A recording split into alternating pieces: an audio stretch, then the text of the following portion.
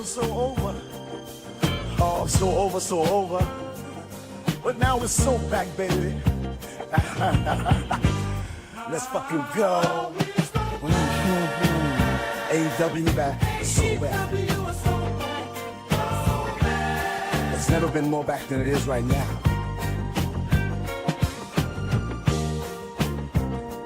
Now's the time. Let's celebrate. Oh, back in the game. Feeling great. No more doubts. No debate. Whoa. AEW's faith. We are so back. We are so back, so back. It's never been more back. It was so over. Oh, so over, so over. But now it's so back, baby. Let's fucking go. AEW back, so back. It's never been more back than it is right now.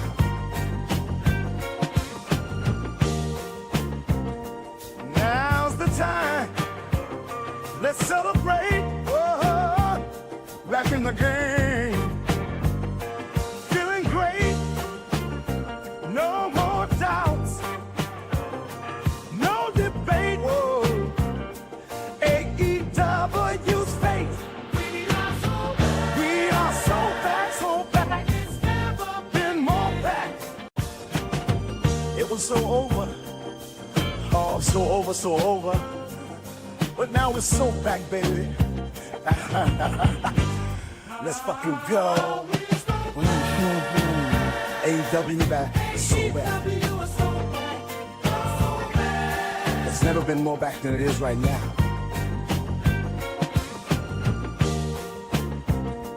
Now's the time. Let's celebrate. Whoa, back in the game. Hey, ladies and gentlemen, don't forget, all right? Make sure you log it in. And you remember to check out my good friends over at the Broken Table Podcast live on YouTube.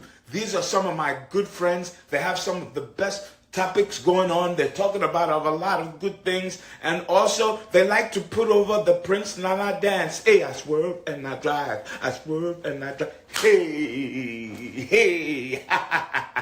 Don't forget, tune in, log on to the Broken Tables Podcast live on YouTube, my friends.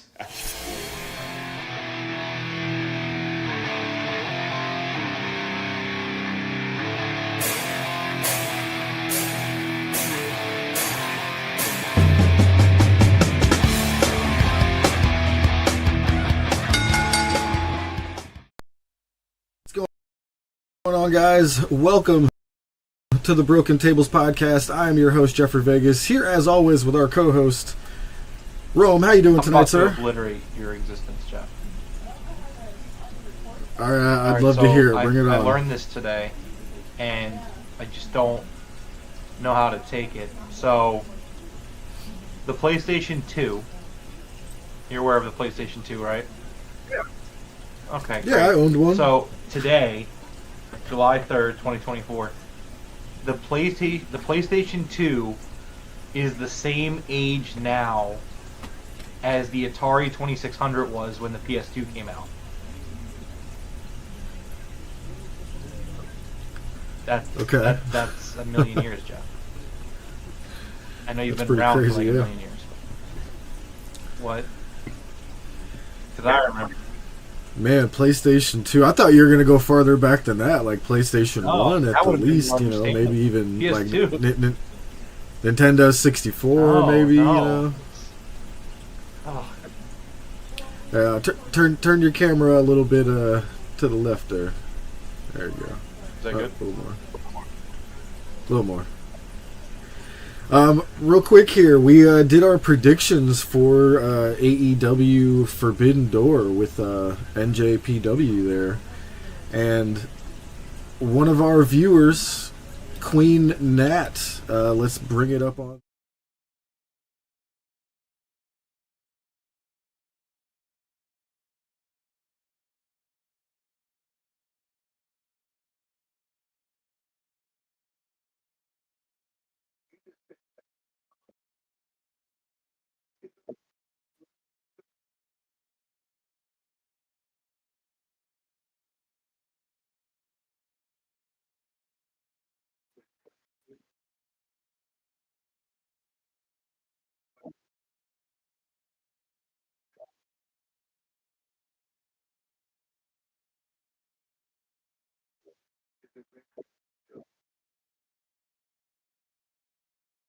Uh, Jeff the Jobber. Jeff the Jobber is all the way down. That's why I had to retire. I kept just beating down on Jeff. It's just like one day you wake up and you just like you see the blood on your hands and you gotta call it. You know, what do you do? Right. King Wigamundo picked up a Sega 16-bit and an N64 last week. Nice. Oh, nice. King, have you checked out Rome's Game Room podcast? He does a podcast every week about video games, news, and updates and stuff like that. You should check it out down in the description Yes, if you're sir. interested. Him and Devroro. Devroro. So, how excited are you for tonight's I'm Beach very Break? Man? excited. I mean, I think coming off a really, really strong Forbidden Door pay-per-view, honestly, So good. coming out of Forbidden Door, like, I was trying to decide like where I would rank it with the other Forbidden Door cards, and I came with this thought process, and I don't think it's a negative. I don't think it's a positive either. It's just an observation. But this felt like, out of all the Forbidden Door pay-per-views, this felt like the most AEW-centric Forbidden Door that we've had. Yeah. Whereas, like the first 2 years, it was very, like, AEW and New Japan throwing matches on a card. And, like, I guess there was some of that this year. But, like, a lot of it was not that. Like, the main event was an AEW guy versus an AEW guy. You know what I'm saying? Yeah. The IWGP Championship match, yeah, it was a New Japan guy versus John Moxley, but Mox was the champ going into that. Which, look, as an AEW viewer, I don't think it's necessarily a bad thing. I thought it was a very digestible pay-per-view, storyline-wise, for that reason. But it was just something I noticed. My mouse just stopped working, so I can't Well, that's not. do anything here. Hold on. But I'm excited for this Dynamite. I mean, coming off, it's going to be a good show tonight. I mean, I believe the Jeff Jarrett wild card match is tonight, so I mean, I'm expecting Hangman Adam Page. Obviously, there are other guys it could be, maybe a Ricochet or something like that, but I do think it'll be Hangman. I think either Hangman or Danielson wins the whole tournament and goes to Wembley. I think it'll be either of those guys, but I don't know. We'll have to see. I mean, we're going to hear from Mercedes, going to hear from Britt Baker. That's going to be great. All in all, I'm very excited for tonight. Yeah, me too, man. Yeah, Olive, unfortunately there's nothing I can do about it. I wish there was something I could do. Keep the camera on me. That's fine. I'm about to switch away from Streamlabs. It's the only solution at this point is to go to regular OBS Studio. It's the only solution. But man, Forbidden Door, what was your favorite match besides Will versus Swerve, obviously? I mean, yeah, Will versus Swerve is just a generational. Unreal. Like there's been like some really strong matches this year in terms of the match D or contender. I mean, I don't think anything's going to dethrone Danielson Ospreay for me, but like, man, that was just an excellent match. Favorite of the night. Ooh, the ladder match is really good, but I'm a sucker for ladder matches. You could give me a decent ladder match, and I'd probably rate it higher than I should, admittedly. I was going to go with the ladder match as well. I was very surprised that wound up being my favorite match of the night. And, like, before, when I say that, Will versus Swerve was my favorite everything of the night. Oh, yeah. I just removed that from the conversation because it was that good. You know what I'm saying? So, of everything else, that ladder match live. And then to see the crowd turn on Mercedes live the way that we did. Oh man, where did my thing go? I had a sign. They were handing out signs that was like the Mercedes Monet section, you know what I mean? And it was like, I'm here for the CEO on the other side of the sign. I was literally holding up that sign cheering for Mercedes when the match started. By the end, I was like, boo, with the entire stadium. Like, I couldn't believe how, we turned on her and just everyone wanted Stephanie Vaquer to win like that. I hadn't seen something like that in a long time. Okay, so here's the thing, right? I don't want to be that guy because I thought Stephanie was amazing, right? Like, and I thought she was phenomenal. Yeah. I think Mercedes actually had a bad match for the most part. I don't know how it looked watching it live, but on pay-per-view on the television, it just didn't look very clean on Mercedes' part. So, like, this isn't me defending Mercedes. Well, hold on, we're starting with a segment. Let's see what's going on first.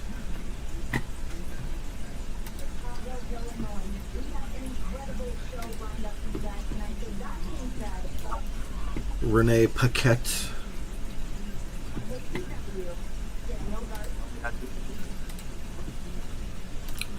Garcia.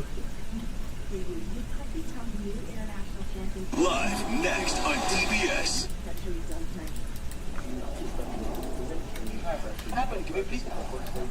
Neil Garcia. Garcia, tonight is huge for you. So, not every tag team needs to break up and stuff, but I think tonight would be a great night for Matt Menard to turn on Daniel Garcia. Really? Okay. I always think back to this one promo that Matt Menard did. Ooh, MJF. Oh, yeah.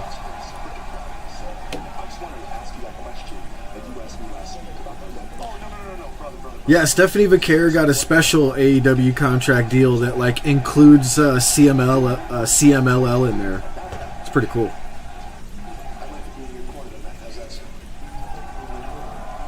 Oh yeah, see, MJF wants to be in Daniel Garcia's corner.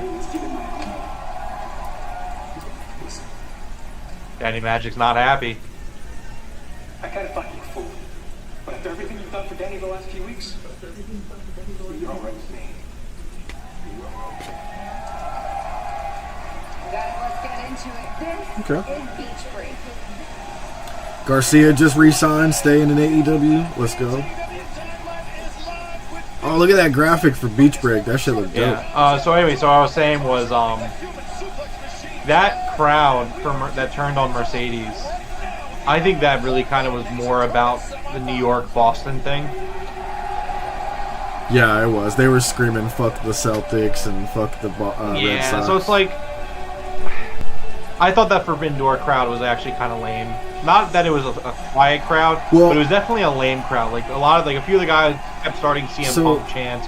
It just seemed like a crowd that was there just to be a nuisance. Which, right? I'm a firm believer. Like, you pay your ticket, you can chant, you can boo, you can do whatever you want. I guess, to an extent, obviously. But it's just like, I think there's a line that sometimes a crowd just goes into business for itself, and it's like, we don't care what's going on in the product. We just want to be Riley and make noise, and that always irritates me. So I was gonna post this on Twitter. I saw a lot of people saying the crowd wasn't very good. So at 5:45, you know how they open the doors at 6? At 5:30, 5:45, we had a thunderstorm come over us and absolutely drench everyone. There was no cover to get under. And we were all outside pissed off and miserable. So I think that contributed to the bad crowd. See, for me, that's no excuse. I've sat outside of Lincoln Financial Field in pouring rain trying to get inside. And But what I'm saying is, you can't see it on TV, but everyone in that stadium, was soaked. You know what I mean? We were all sitting there soaked. That doesn't give you an excuse to be a shitty crowd. And I thought that when the crowd turned on Mercedes, look, if the crowd genuinely wants to turn on Mercedes, that's just what it is. That's wrestling. I get it. I'm fine with it. But, the fact that it was just well, she's a Celtics fan, and the Celtics won the championship, and New York didn't. Grow up. Come on. Here, real quick, I gotta find the keys for the wife real fast. I'll be right back. We're starting off hot here with Danielson and Pac. This is going to be a really good match. Very exciting. Pac's entrance where he's kind of staring through the tunnel. So dope. But Stephanie McCoy was awesome, and I would love to see her sign a deal with AEW to do more appearances. Garcia just resigned, staying in AEW. So I don't think it came out that he had resigned. I think it was that certain talent are assuming that he's resigning, unless I missed the announcement. What's up, Brandon? How are you? What's going on, man? Just getting ready to enjoy some AEW Dynamite here tonight.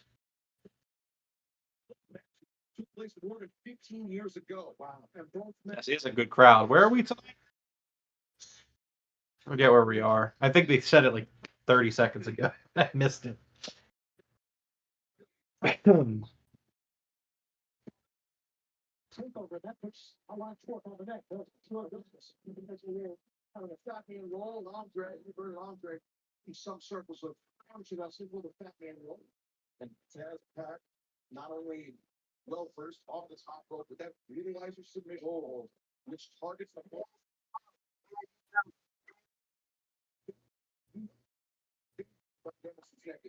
Dennis is a very intelligent competitor for years. That issue.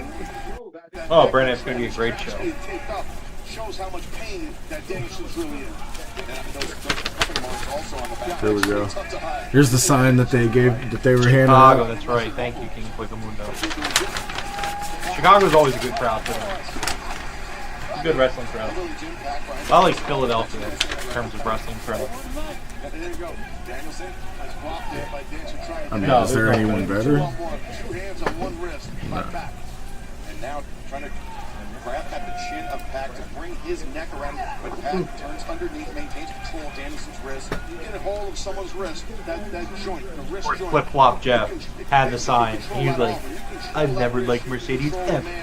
Left side of his body, in this case the left arm. Flip flops were out in full swing, folks.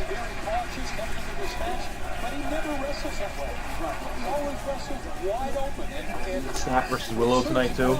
This is a loaded ass Dynamite, man. For real. There was a lady next to us that was so mad Mercedes won. I mean, She was like, "Fuck you, Mercedes. Fuck you." I was like, "Damn."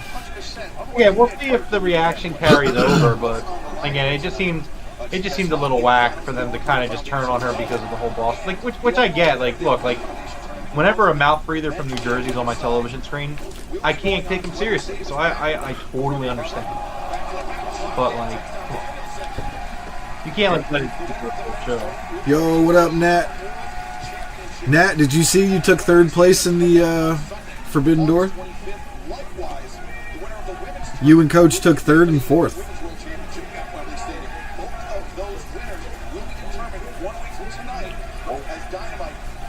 Oh, I have collision on. Boo. Get rid of that collision. Jeff, what are you doing? You got collision? Oh, I see it. My God. I consistently do that about every week, so I'm surprised nobody, like... I'm surprised the chat isn't like, oh, there goes Jeff again, leaving collision up there. That we have to focus on. We don't even get that far. You know? And Brandon thinks Hangman's the wild card. I agree. I think he is. Yo, I don't know why it looks so funny. Do you see that big dude in the audience with a big black and jack shirt on?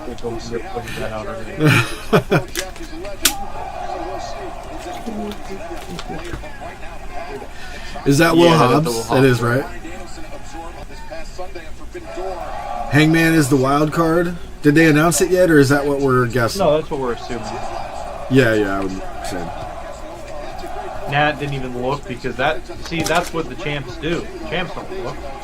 They let the marks like Jeff tell them that they won. So that's Nat, me. I think you get like a little championship belt on your info after that. Oh, that had to hurt.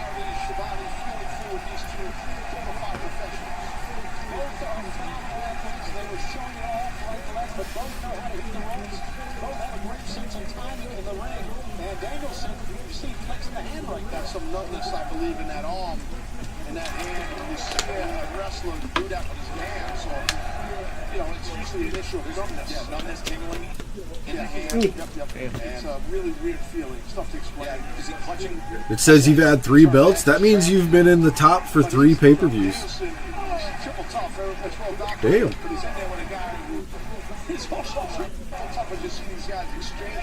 First place and 2/3. Let's go, Nat. What'd you take first place in? Does it say? You all Jobber. I think I remember that. I remember telling you took first. I think I remember that. Jobber Jeff finishing bottom of the leaderboards on a regular basis. I was 16 out of 36. That's higher than middle. I don't know about that. If you look at the quarterbacks in the NFL, are you taking the 16th best quarterback? It depends on how bad my team is. If I'm the 32nd worst team, yeah. Oh! You've only done like 4 of them? Shit, that's a good ratio there, Nat. Oh, the brutalizer.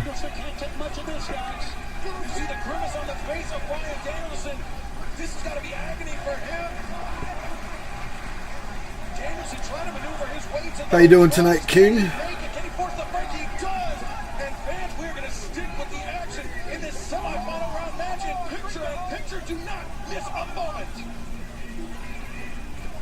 Are we in Chicago or Pittsburgh? I'm so lost. Yeah, Pittsburgh has a good crowd. Everyone says it was Chicago. I don't know. Chicago. Now I was just saying that Pittsburgh is a good crowd because I said Philadelphia is a good crowd.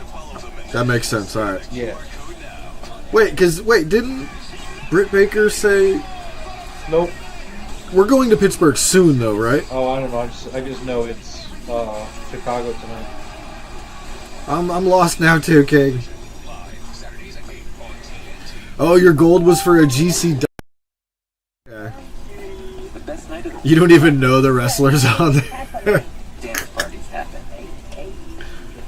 3rd for Full Gear and Forbidden Door. Nice. Okay.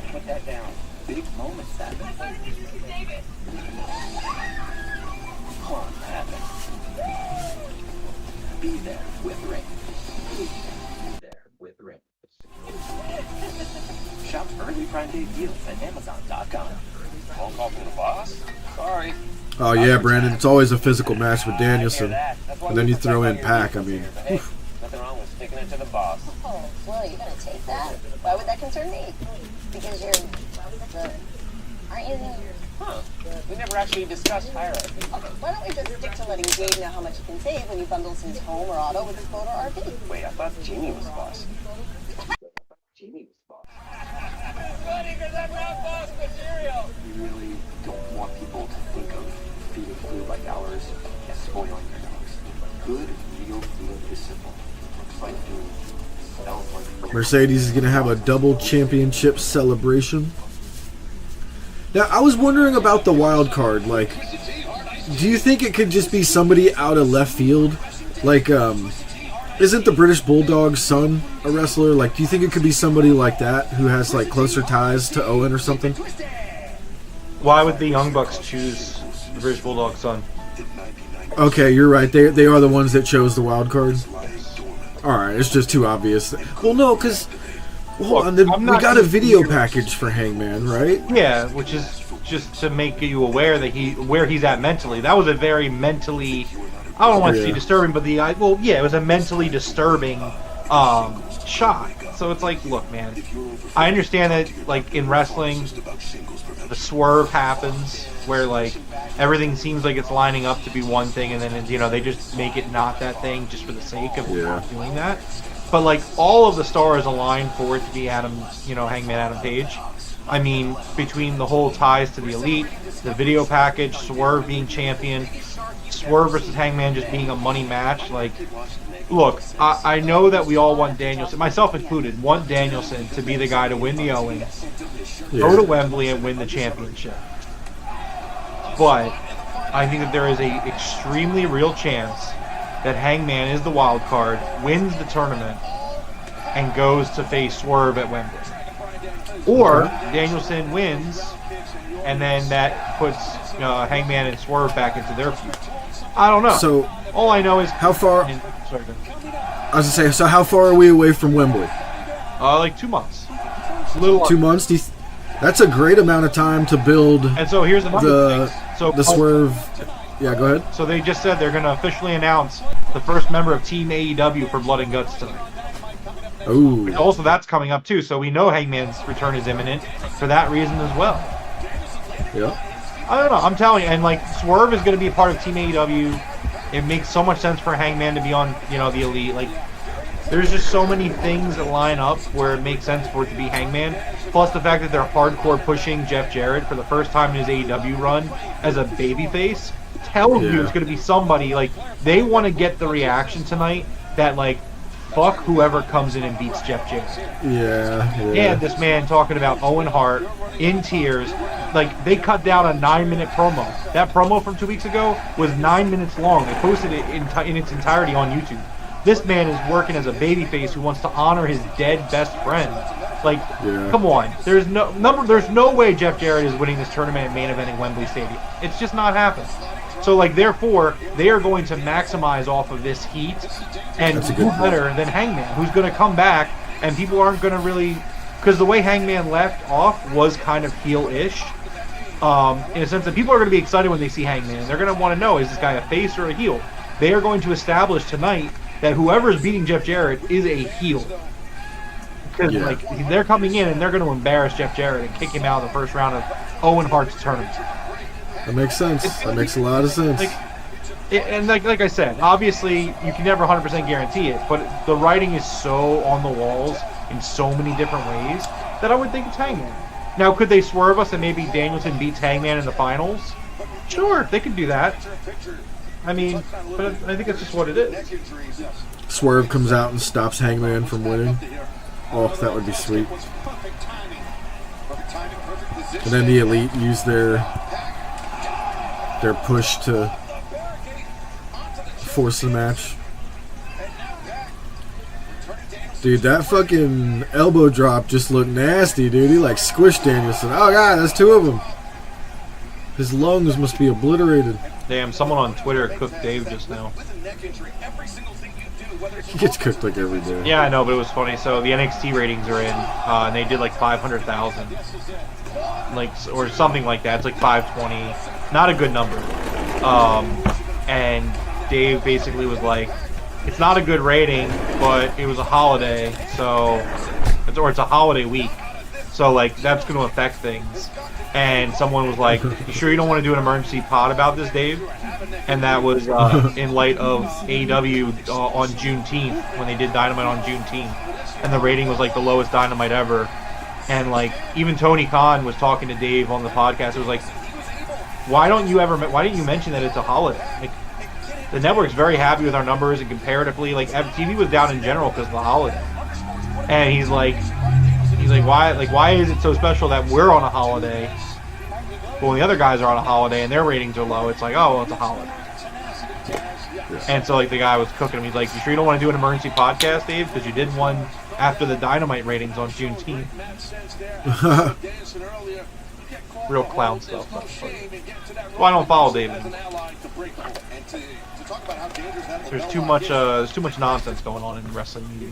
Forbidden Door last year, 2023. Bryan Danielson submitted Kazuchika Okada with the lapel lock, and Danielson had a broken arm. Crazy, right? The lapel lock named after the great Yes. Danielson. Watch out, Daniel. I got. Now, look, I mean, this is also a themed Dynamite, which they typically love to do debuts on themed Dynamites when they do debuts. So, I mean, like, it's very possible that Ricochet could show up tonight. Ricochet's contract ended on Sunday or Monday. So he officially a free agent, and Fightful was saying that he's expected to sign with AEW. So yeah, we got Hardcore Wrestling Federation in the chat. Who gives a fuck about ratings, dude? Not us. Like, we just gotta bring it up when it's used against AEW, and then not in the same way against WWE, but most of the time we don't care about the ratings.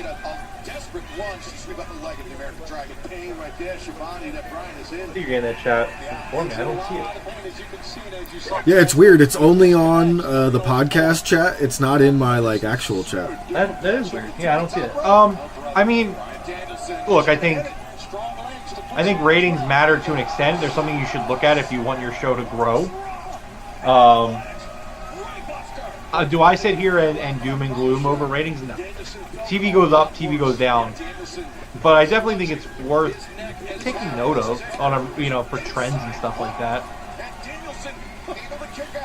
Man, they're both landing hard on everything in this, man. God.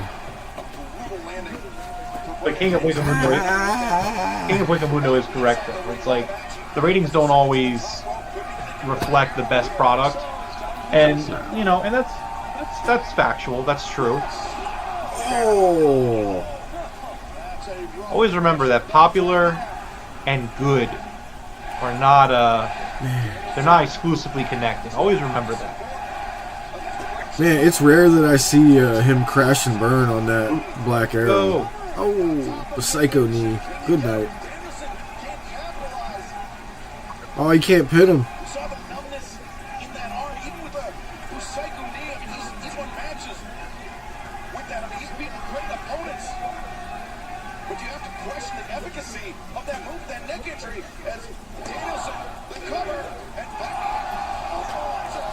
Oh shit! He turned that into the brutalizer. Oh man!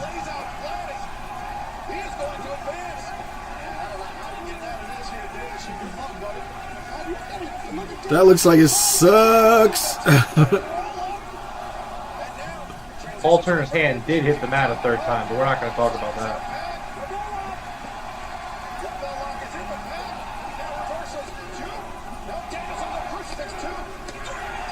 Nice finish. That was sick.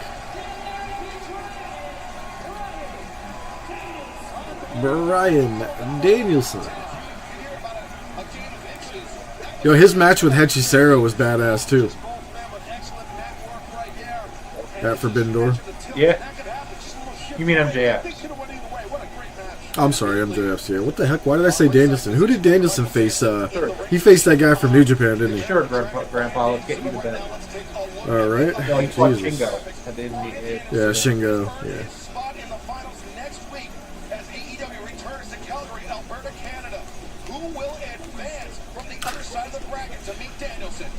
Oh wait, Danielson's already in the final? Yeah. Cool. Hikaru Shida, Mariah May, Willow, and Chris Statlander left. Okay. Okay. A hell of a four. Yeah. It's gonna be like Mariah May and Statlander, I think. So my only critique would be, how is Danielson already in the final and we haven't even seen the wild card yet? That's crazy. Well, just the nature of it. Not a big deal. I'm just like,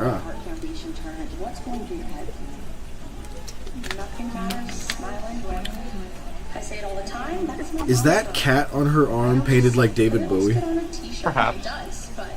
That is cool. Those are the words I live by. Life can be so miserable, and I'd crumble up into a ball, get in fetal position, and cry nonstop if I didn't look on the bright side. That is my only defense in the world. That's just a lot of pain and suffering. And so I do that for me, for all the fans. It goes for all of them.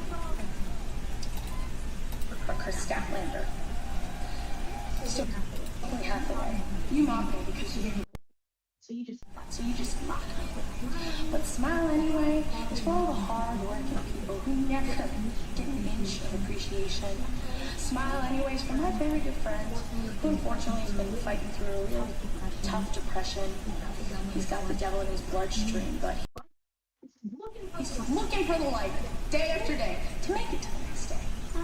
Smile anyways for the little girl, the one who wanted to be one of the best pro wrestlers in the world. And she got knocked down. But she got back up again. She may have lost her beloved TBS championship, but she gave it the fight of her life. And so now opportunity is put in front of her. And she's going to kick down that door and be the first person to be a two-time Owen Hart Foundation tournament winner. And she's going to go to Wembley Stadium. Okay. And she's going to become the Women's World Champion. So, Chris Statlander, I'm heading to the ring right now. I'm going to kick your butt and make it all happen. Why? Because nothing matters. Smile anyway! Damn, dude, Willow's good on the mic. That was like a 3-minute promo. Yeah. Year, we will find out later tonight in our broadcast. And fans, DraftKings Sportsbook is official partner of AEW. New customers bet $5, you get $150 in bonus bets instantly. Simply download the DraftKings Sportsbook app and sign up with promo code Dynamite. And now from our partners at DraftKings. Yeah, I mean, AEW's got the best women's division on the planet, dude. Like I was saying the other day, I was arguing with somebody online about this is the best women's division ever assembled in the history of professional wrestling. And I was like, show me a roster that's better than this. And they just tried giving me the current WWE women's roster. And I'm like, that is not better.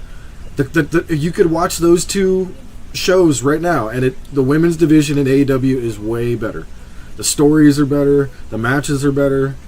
You know, it's just... This is the best women's division ever assembled. And we don't even have Jamie Hayter back yet. We got Britt Baker back finally. Gonna see her tonight. Can't wait. Jamie Hayter. Oh my god, I can't wait till she comes back. Thunder Rosa. I mean... Statlander, Willow. Mariah May, Toni Storm. It seems like Mina Shirakawa wants to stay here, if not just for a little. Liv Morgan getting a lot of hate. I'm not hating on Liv Morgan, I'm hating on the story. Dude, if AEW was doing a fucking sexual harassment storyline like that, they would be getting shit on. But WWE's over here doing a freaking storyline, literally recreating what Vince did to other people. And... everyone's eating it up, like, oh, Dom's a man, I love Dom. Yeah, It's trash. It's trash TV. It's weird, dude. It's just terrible TV, you know. Hardcore Wrestling Federation says cute cat, bro. Oh, thank you, man. Where's yours at? Where's the crazy kitten? I think she's upstairs actually at the moment. She doesn't know that. I don't think she realizes that I'm down here. Usually when she knows I'm down here, she's running around. You're like, thank God. No, I mean I don't mind it. It's okay. Yeah, King, I was kind of confused at giving Liv the belt again. I'm not saying Liv's not a good champion. It's just like, with what other people they had on the roster, that seemed like an odd choice. I would definitely give you that.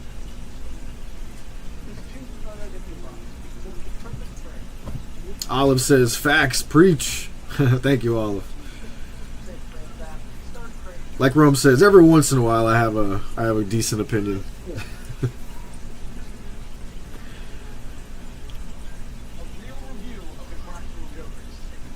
Dude, my dad's coming in to visit on Friday.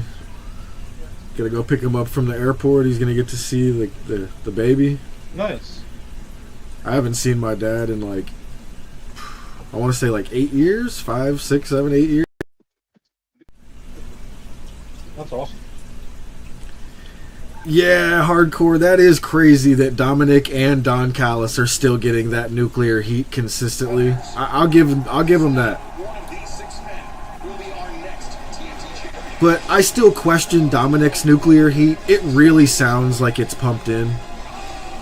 I mean, if you look at the screen while they're booing for him, there's not a lot of people that are booing to make that loud of noise.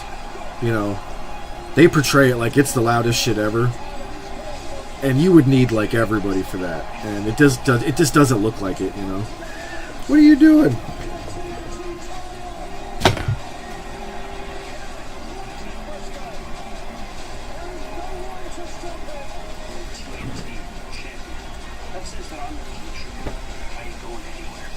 R.I.P. Jay Briscoe, man. Absolutely.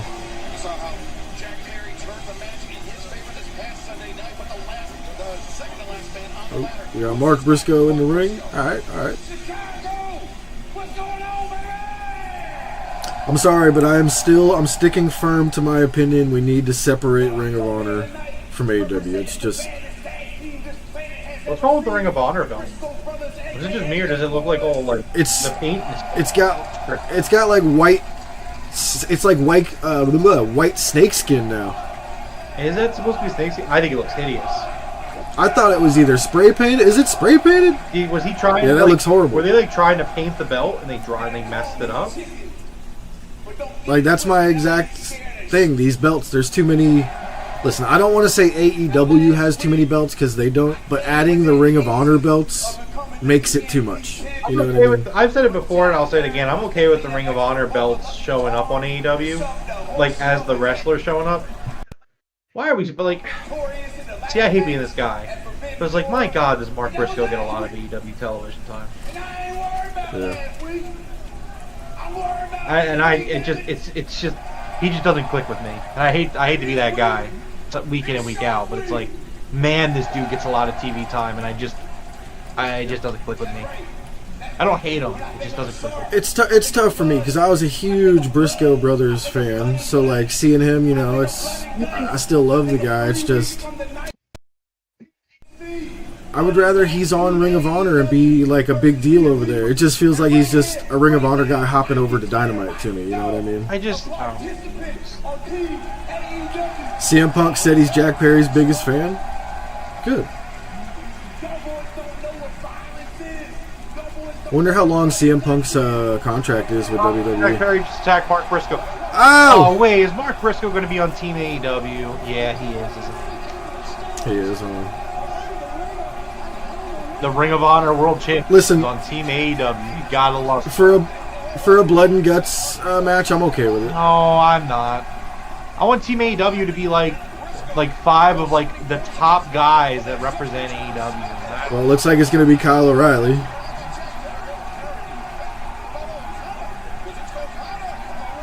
Oh! Good night, Kyle.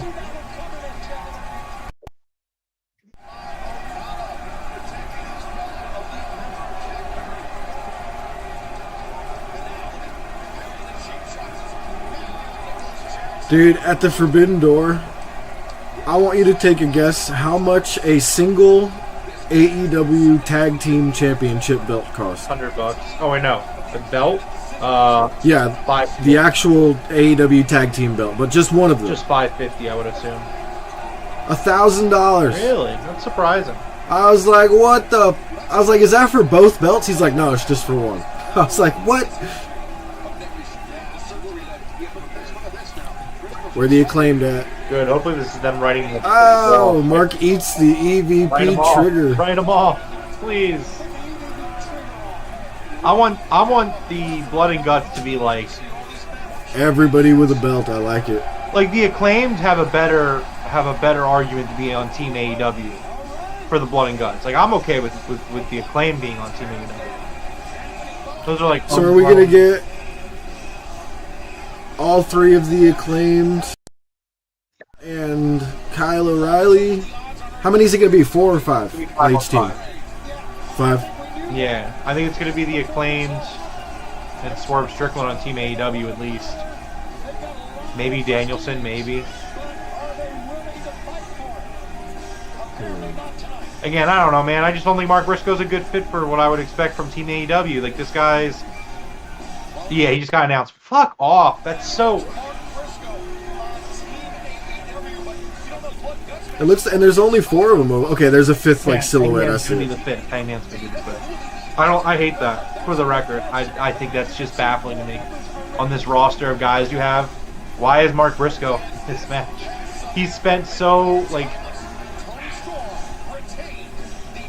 It's so annoying how stubborn Tony Khan is to just book Mark Briscoe. It's like borderline just frustrating. Tony. It's okay, Mariah May and Tony Storm make up for it. Mariah, this Friday on Rampage, you're going to be facing Hikaru Shida in the semifinals of the Owen Hart Foundation tournament. It's a team that companies shouldn't do invasion angles. Like I think we're just at a point where I think we have to just admit that that's just a law of pro wrestling. Don't do invasion angles; they don't work. Because it's Team AEW. If Mark Briscoe is one of the 5 guys that is meant to like represent AEW. Yeah, that's weird. That's just fucking. That's weak. That's weak booking.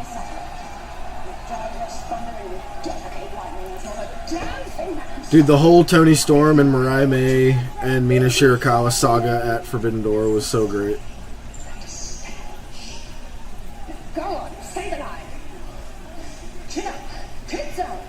rest of the show.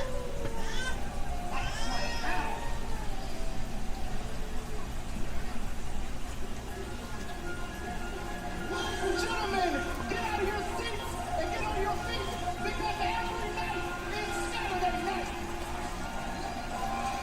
because every night is Saturday night. Because every night is Saturday night. Dude, this Statlander entrance is freaking amazing.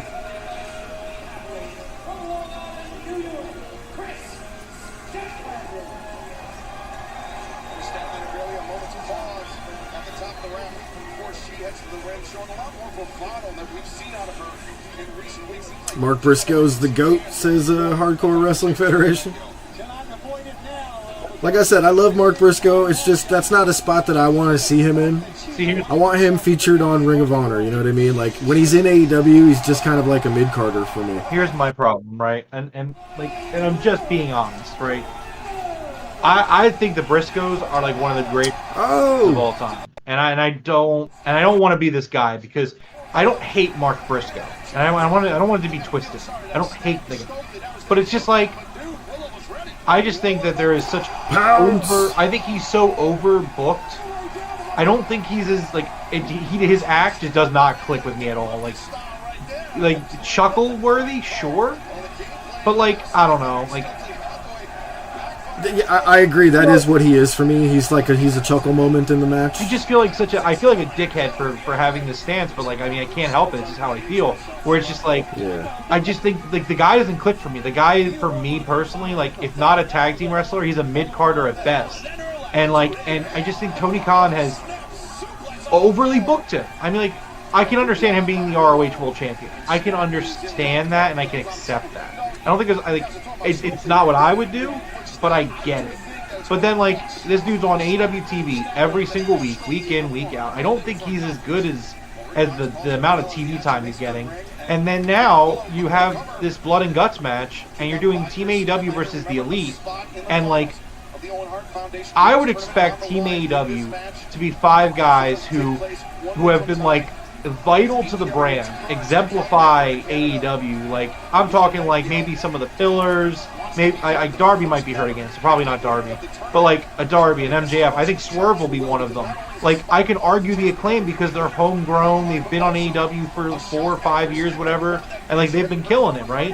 And you can make arguments for all these people and why they should be on the team AEW. Mark Briscoe is not one of those guys. You know what that reminds me of? That reminds me of when they did the invasion angle when Vince bought WCW.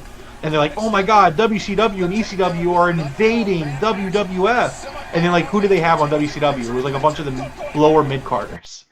Because they didn't have Sting, they didn't have Goldberg at the time, they didn't have the NWO at the time. They were just getting by with the scraps that they could pick from WCW. And it's like, the invasion for them. I like Nat's list here. Danielson, Moxley, Swerve, and the Acclaimed. Exactly. I'll be okay with that. That's what I'm saying. Like, all those guys that Nat said are perfect fits for one reason or another because of what they mean to AEW. Like, what does Mark Briscoe honestly mean to AEW? Not much. He means a lot to Ring of Honor, but he doesn't mean much to AEW. Like, the dude wasn't making TV time until his brother passed, unfortunately, because Warner executives were dickheads. But, like the dude hasn't necessarily done much of value on AEW television. Like, it's just a bad fit, and it's just, like, it's frustrating. Because it's like, I just don't want them to do invasion angles anymore. I think the invasion angle has really cooled off in a lot of ways, unfortunately. And it's a shame. Because it's like when they did the whole Jack Perry attacking Tony Khan thing, like that was such excellent TV. And I just feel like they weren't able to maintain it. Like they brought TK back to TV way too soon. Like the dynamic of like who has power and Christopher Daniels being there and even meaning anything, like a lot of it's been kind of weak. And then now, like, this is like, oh, Team AEW, Mark Briscoe. It's like, okay. I mean, I'm sure he'll be great. It's blood and guts. I'm sure it'll be excellent.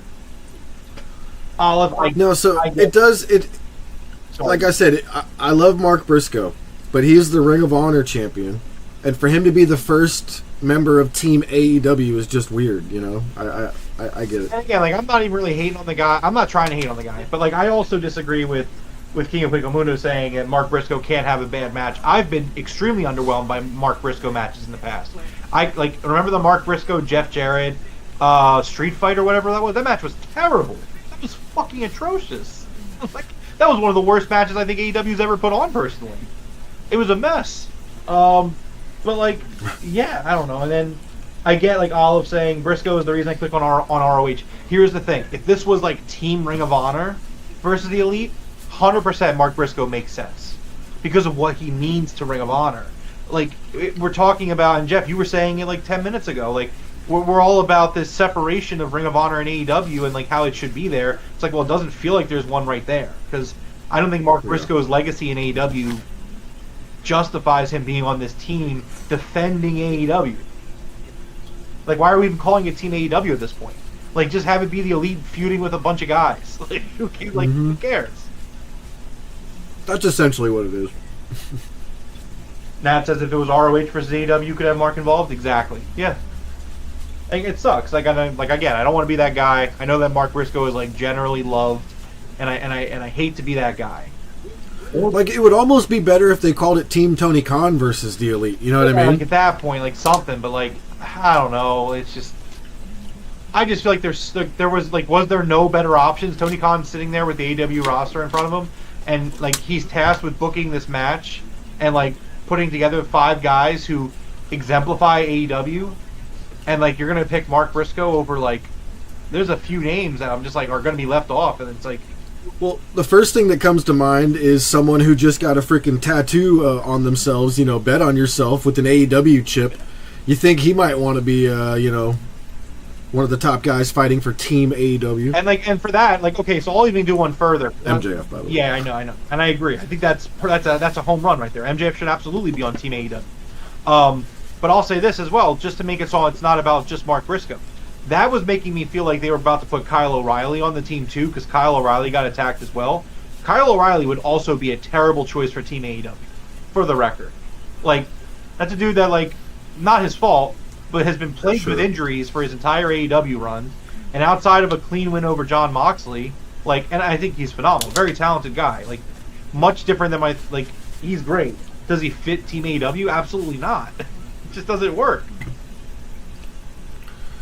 Tony Khan drinks 6 coffee.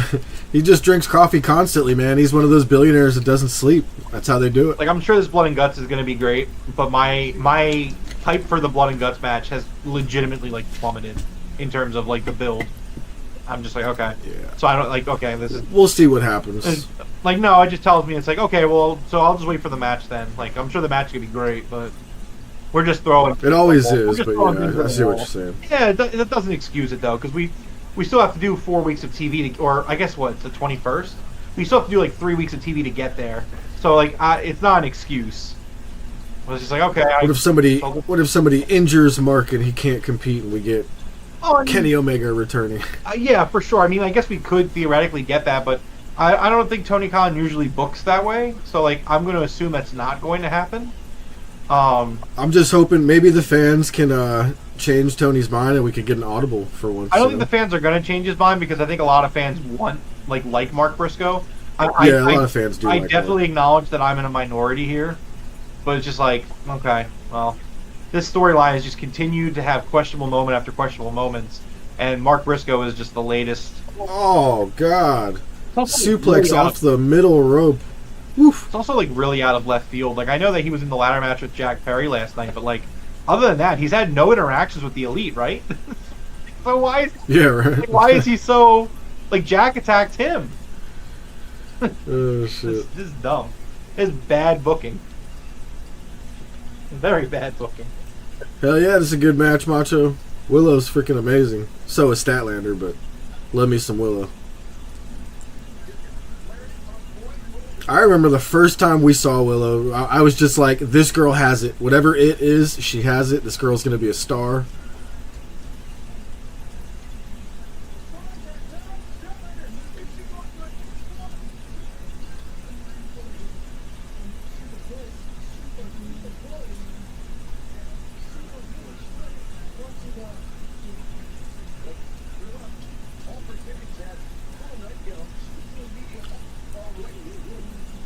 That's a good way to put it there, Nat. I would definitely agree with that. He's yeah.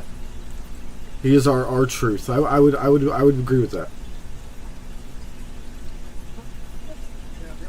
Although it seems like Jericho's trying to be the R-Truth right now, acting like a moron. Is this the only women's match? I actually didn't see everything that was set up for here tonight. We're going to have Mercedes Monet's championship celebration. And we should see or hear from Britt Baker. So it might be the only match, but it's not going to be the only women's segment. Surprised Tony doesn't drink Monster? No, he's a billionaire. He knows those things kill you. Willow picking up the victory, going to the finals. Who you got, Hikaru Shida or Mariah May to face Willow Nightingale in the finals? I think it's going to be Mariah May. I agree. I think we're going to have Mariah May taking her, taking it all the way and being the champion here. You just had to clip that pin? Send me that clip, King.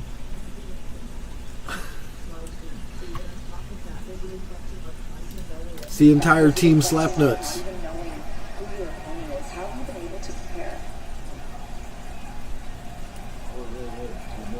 Oh. Renee, the important part is that tonight we have never seen Jeff more prepared for anything in his entire life, because tonight is more than just about wrestling. Tonight is about honoring one of his best buddies, one of his best friends, Owen Hart.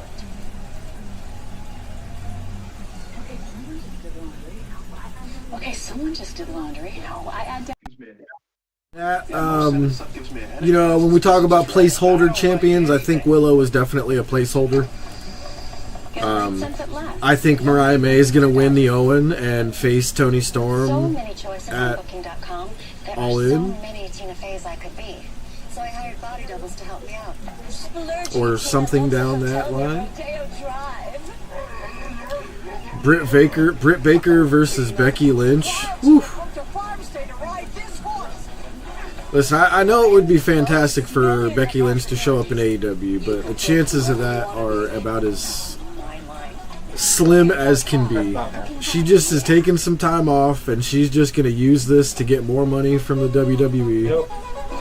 I can't imagine she has any will or want to go anywhere else. Yeah, it's not happening. All her friends are still in WWE. I don't think any of the people she would consider a friend are in AEW. There's just, like, if you go down lists of reasons why, there's 0 checkboxes. You know what I mean? The only checkbox that I could ever come up with is Tony Khan's going to pay her more than the WWE is willing. But I actually don't know if that's even a thing. So, yeah. Starting at $12.99. There's just not a single checkbox that I can check off for why she would go to AEW. I would love it, don't get me wrong. I'd be a big fan of Rebecca Quinn. Going back to the steampunk. I don't know if anybody plays Magic the Gathering, but there's a planeswalker named Chandra. That's who Becky Lynch used to look like. It's one of my favorite planeswalkers.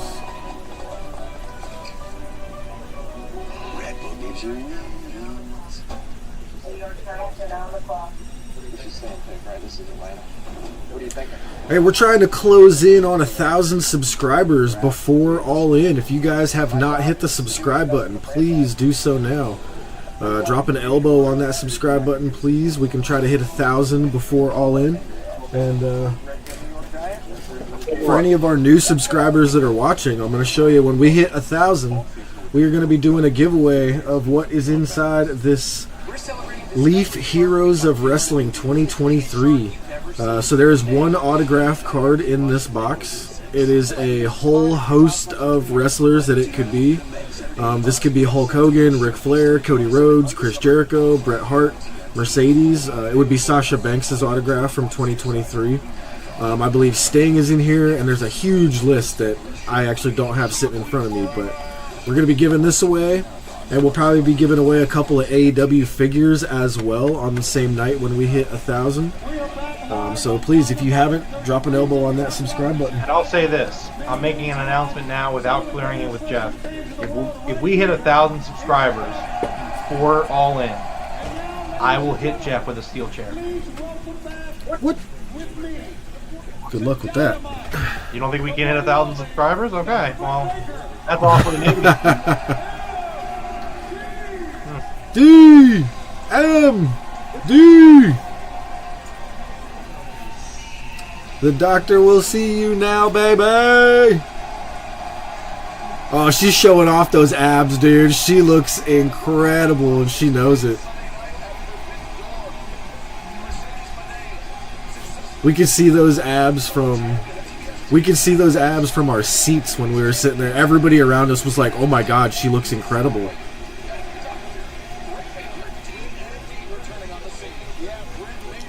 Dude, her ring graphic with the blood dripping down the side of the ring, that looks sick. Whoever had that idea, that's badass. Nat said BRB making 10,000 bot accounts. Nat, however you want to do it. Yeah, please, I'll Nat. hit him with a steel chair. We'll do it. The big 10,000, or I'm sorry, the big 1,000 subscriber giveaway special. Giveaways and steel chair shots. I'll take a steel chair shot for the 1,000. Damn, I missed you guys. I won't do it doesn't have to be a face shot. It could be like a back shot or. I got the chair right here. Oh, this is heavy. I don't know if that would work. I'll probably die. Say my first interview back, and then I said, Britt, shut the hell up, stop thinking. So I'm just gonna talk to you if that's okay. Yeah. I'm gonna talk to you about 3 things that we all have, and that's a past, a present, and a future. Our past is our lesson. Our present is a gift. And our future is our motivation. Let's start with the past. For the last 10 months, I'm sure a lot of you have been wondering, where's Britt? And any time that question was asked, the answer was given, she's injured. But I think you guys know me Yeah. by now to know that it would take more. But I think you guys know me by now to know that it would take more than a couple herniated discs and a torn hip labrum to keep me away from this place. A couple herniated discs and a torn hip labrum. Physically, yeah, I was banged up, and mentally, I was probably running on empty. Myself in the mirror, I said. But every time I looked myself in the mirror, I said, I'm good. Until one day, I wasn't. Until one day I wasn't. I Oh wasn't. my. I started feeling Because really one sick. day, I started feeling really sick. And the room was spinning, And the room was spinning, was blurry, and my right arm vision was tingling was and blurry, numb, and and my right arm something was didn't feel tingling right, and but I numb, looked and myself it in was the mirror and said, something didn't "I'm feel good." right. And I I said, tried to open a I'm bottle good. of water, I tried to open a bottle of water, and I and my couldn't. entire right side stopped working. And my entire right side stopped To sum working. this story up, I spent a week in the Sum hospital this with story a up, I diagnosis spent a of week TIA, in the which is hospital with a transient diagnosis of a attack. TIA, which is a transient And the doctor ischemic explained attack. to me, And the doctors as an explained that instant, to when your me brain is not getting enough blood as for an that- instance for that when your moment. brain is not getting enough And it blood is a for that major for that warning moment. sign for a stroke, so much And they it is call a it major mini warning stroke. sign for a stroke, so much that they call And it at a that mini moment, stroke. I looked myself in the Holy And shit. at that moment, I looked myself in the mirror and I said, Britt, you are not good. You're not good. And I told Tony, I I need need to to get myself stay right. home. And he said, I "Okay, need to Britt, get myself let me right." know when you're good. And he said, okay, Britt, let me know when you're good.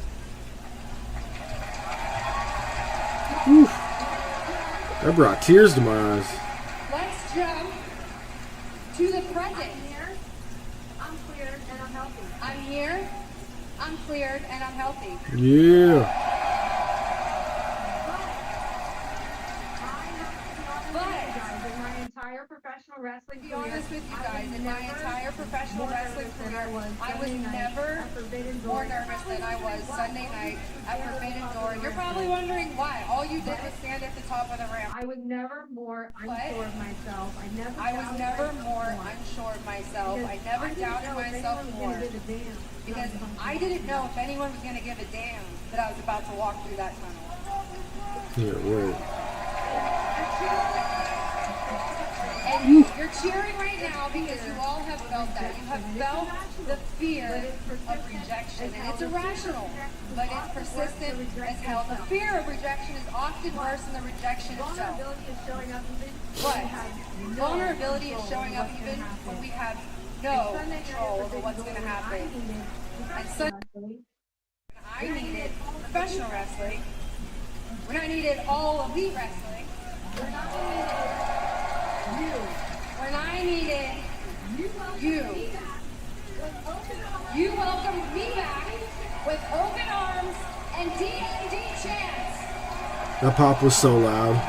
Yeah. And for that, I will be in your corner. Always be in your corner. Because at the end of the day, I'm one of you. And I mean that from the bottom of my heart. Let's go to the future now, which is your motivation. And I'm going to leave you with this. When you are going through a hard time, go through that shit.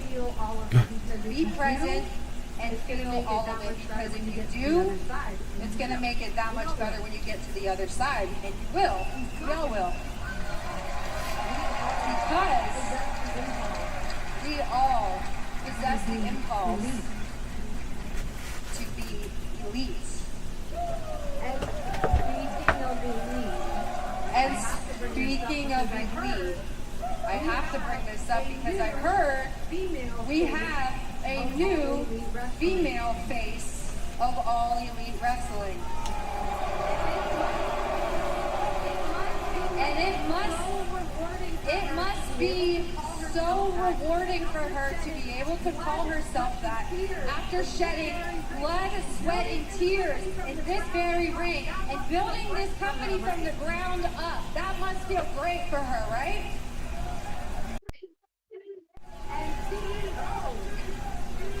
And CEO. Those 3 letters, I'm sure she worked so hard and studied for over a decade to earn those 3 letters. And it is honestly brilliant to manipulate your fan base to chant those 3 letters by typing them in your entrance music. Oh, man. No! But guys, I don't think we need music to tell our new friend the only 3 letters that matter in this company are D.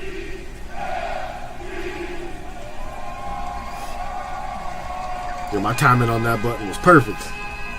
Oh shit.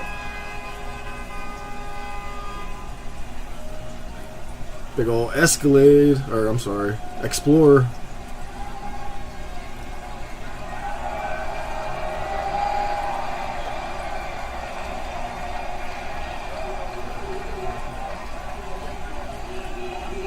Okay, yeah, she's healed.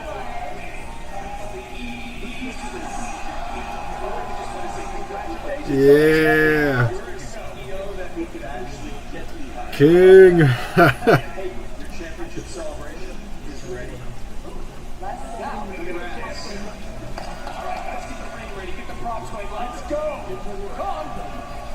Like, I'd rather have Britt Baker on Team AEW than fucking Mark Briscoe.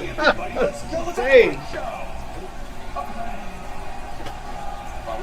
Did they just kick Britt out of the ring? That's exactly what the EVPs just did. Look, that's what they're doing right now. Oh, this is really good. That Britt's still in the ring while they're getting ready for Mercedes celebration. This is great. Yeah, that was really good. That was actually really Oh, wow.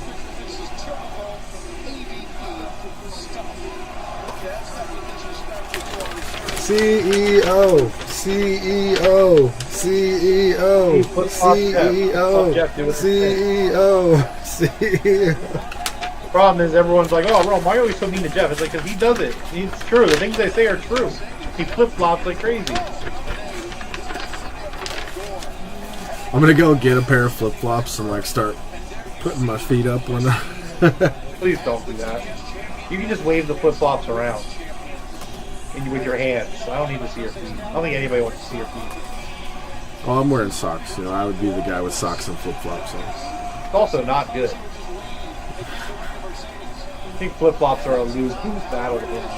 Yeah, I like how Britt hasn't left the ring yet. She's just standing there. Oh man, this is great. Britt should just take one of those paintings and smash it over her head. Or one of those pictures, I guess. Yeah, this is good shit, King. This is really good. It's very good. What were we saying about the greatest women's division in wrestling? There's nothing even close to this in WWE right now. DMD. DMD.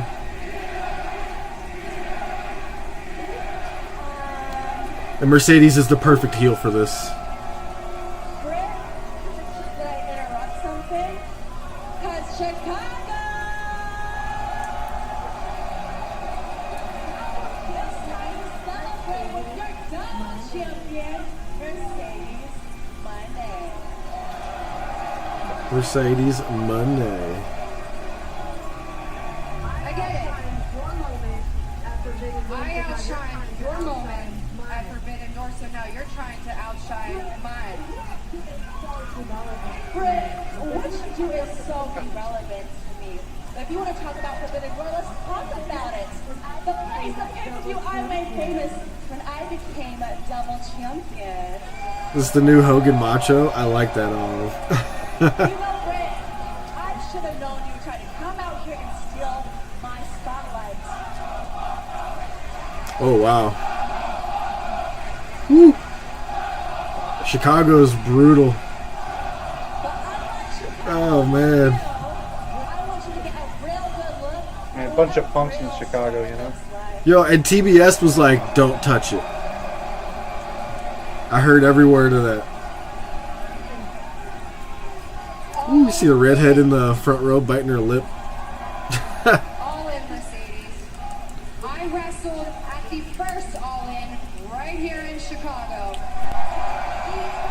Damn right. I was the first female to go all in on All Elite Wrestling by signing my name on that contract. Ooh, I forgot Britt was the first signing. I wrestled at All In last year at Wembley Stadium when your ass was looking like a broken bitch with a broken leg in the sand. Oh. So I want to face you at All In. Yo, how is it 9 o'clock already? This flew by.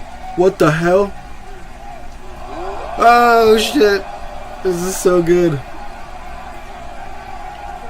Britt, I'm never broke. Let's stay rich. And since I am a double champion, there is a long list of girls who are waiting in the back. So you need to get in the back of the line, bitch. Oh, man. This is so good. Bitch, what line?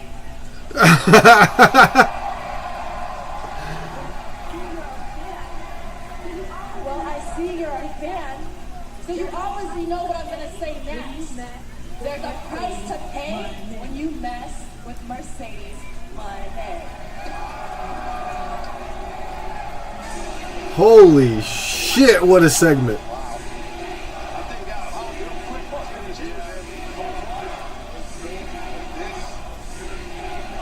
Who is booking this women's division? Because it is absolutely on fire these past 3-4 months. Yeah, it was Mercedes, the writer for WWE, actually. Mercedes' friend. Yeah, you're right. Yeah. That was incredible. That was a phenomenal segment from start to finish. Everything about that was great. The Britt That was stuff, insane. Mercedes getting cemented kind of as the heel before she even goes out there by aligning with the EVPs, like everything. My eyes my eyes watered multiple times during Britt's promo. A tear even like dropped for a second. That was crazy. The ironic thing, as heavy as that was, I thought that was the weakest part of the whole segment. Not that it was bad. I thought it was great. Like, if they had just done that first bit, I would have been like, oh, it's a really good segment. Yeah. Holy moly, that was awesome. Excellent. That was really excellent. Championship is on the line against Daniel Garcia. We used to be confident that tonight at Dynamite we were running 2 championships, but unfortunately that is not the case since your loss at Forbidden Door. But mentally and physically. Damn, that was good. They didn't even touch each other. No, they didn't need to. They just a little face push, but that's not what I mean. You know, that was. Oh wow, that was good. You don't have to say anything. It's not your fault. It's my fault. I'm the guy that hit the referee. And I just couldn't bring myself to do the Tiger Driver. And I know what you're going to say. You should just hit it. I'm thinking the same thing, Olive. I'm that guy anymore. That was Don't do it. women's segment of 2024. You gave me the tools what it took to be that man. And when just when I think I couldn't get any better, you gave me Chris Jericho at Wembley Stadium. My life has changed dramatically. I owe you so much. I have a loyalty to you, but I also won things someday, and my heart broke, man. My heart broke. I want to be out of this now. I'm done. I want out of the Don Callis family.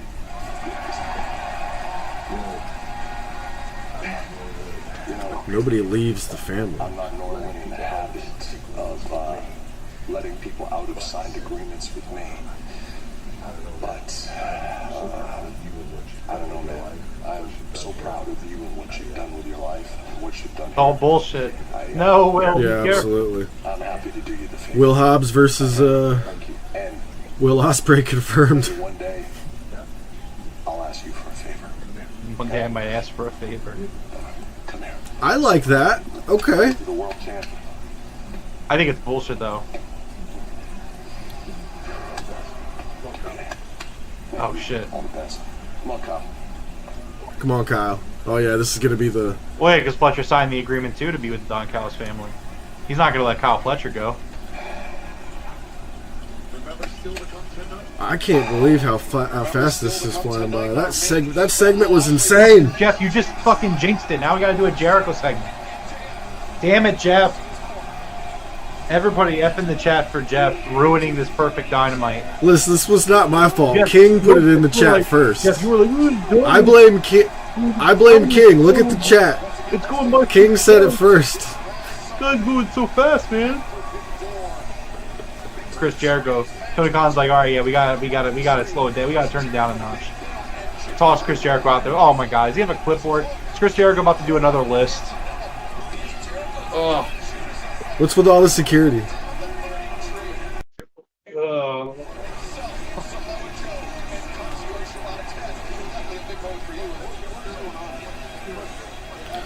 If you want to see Mercedes Moné versus Dr. Britt Baker DMD at London's Wembley Stadium, give me a hell yeah. Hell yeah, Michael.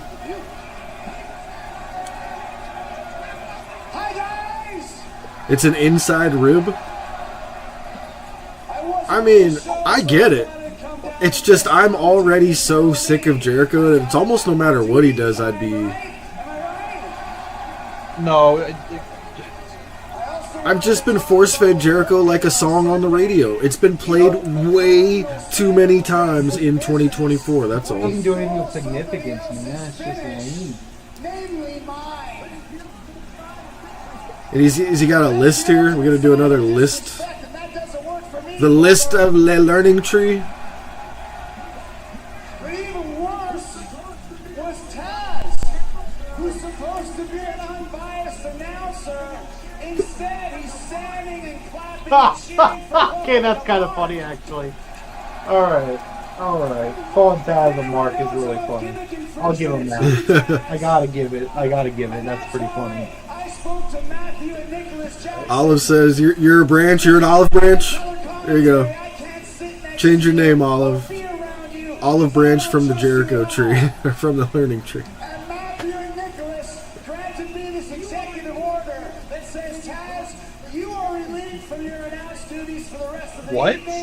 How does? Boo! I want Taz on. You have to vacate the Wintrust Arena immediately. It's actually some really good heel stuff. I gotta give it. This is bullshit. You can't get rid of Taz. I can't believe he's just accepting it.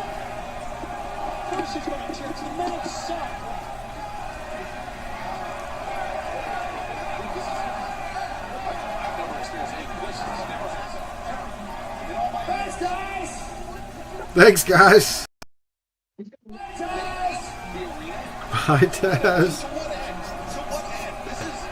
I'd love for Hook to just show up behind Jericho and red rum him to death. With Samoa Joe, at least.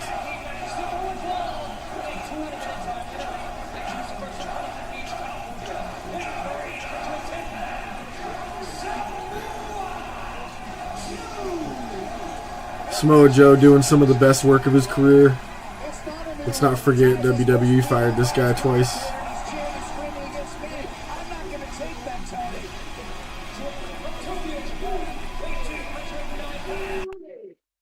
Well, we did this at Forbidden Door.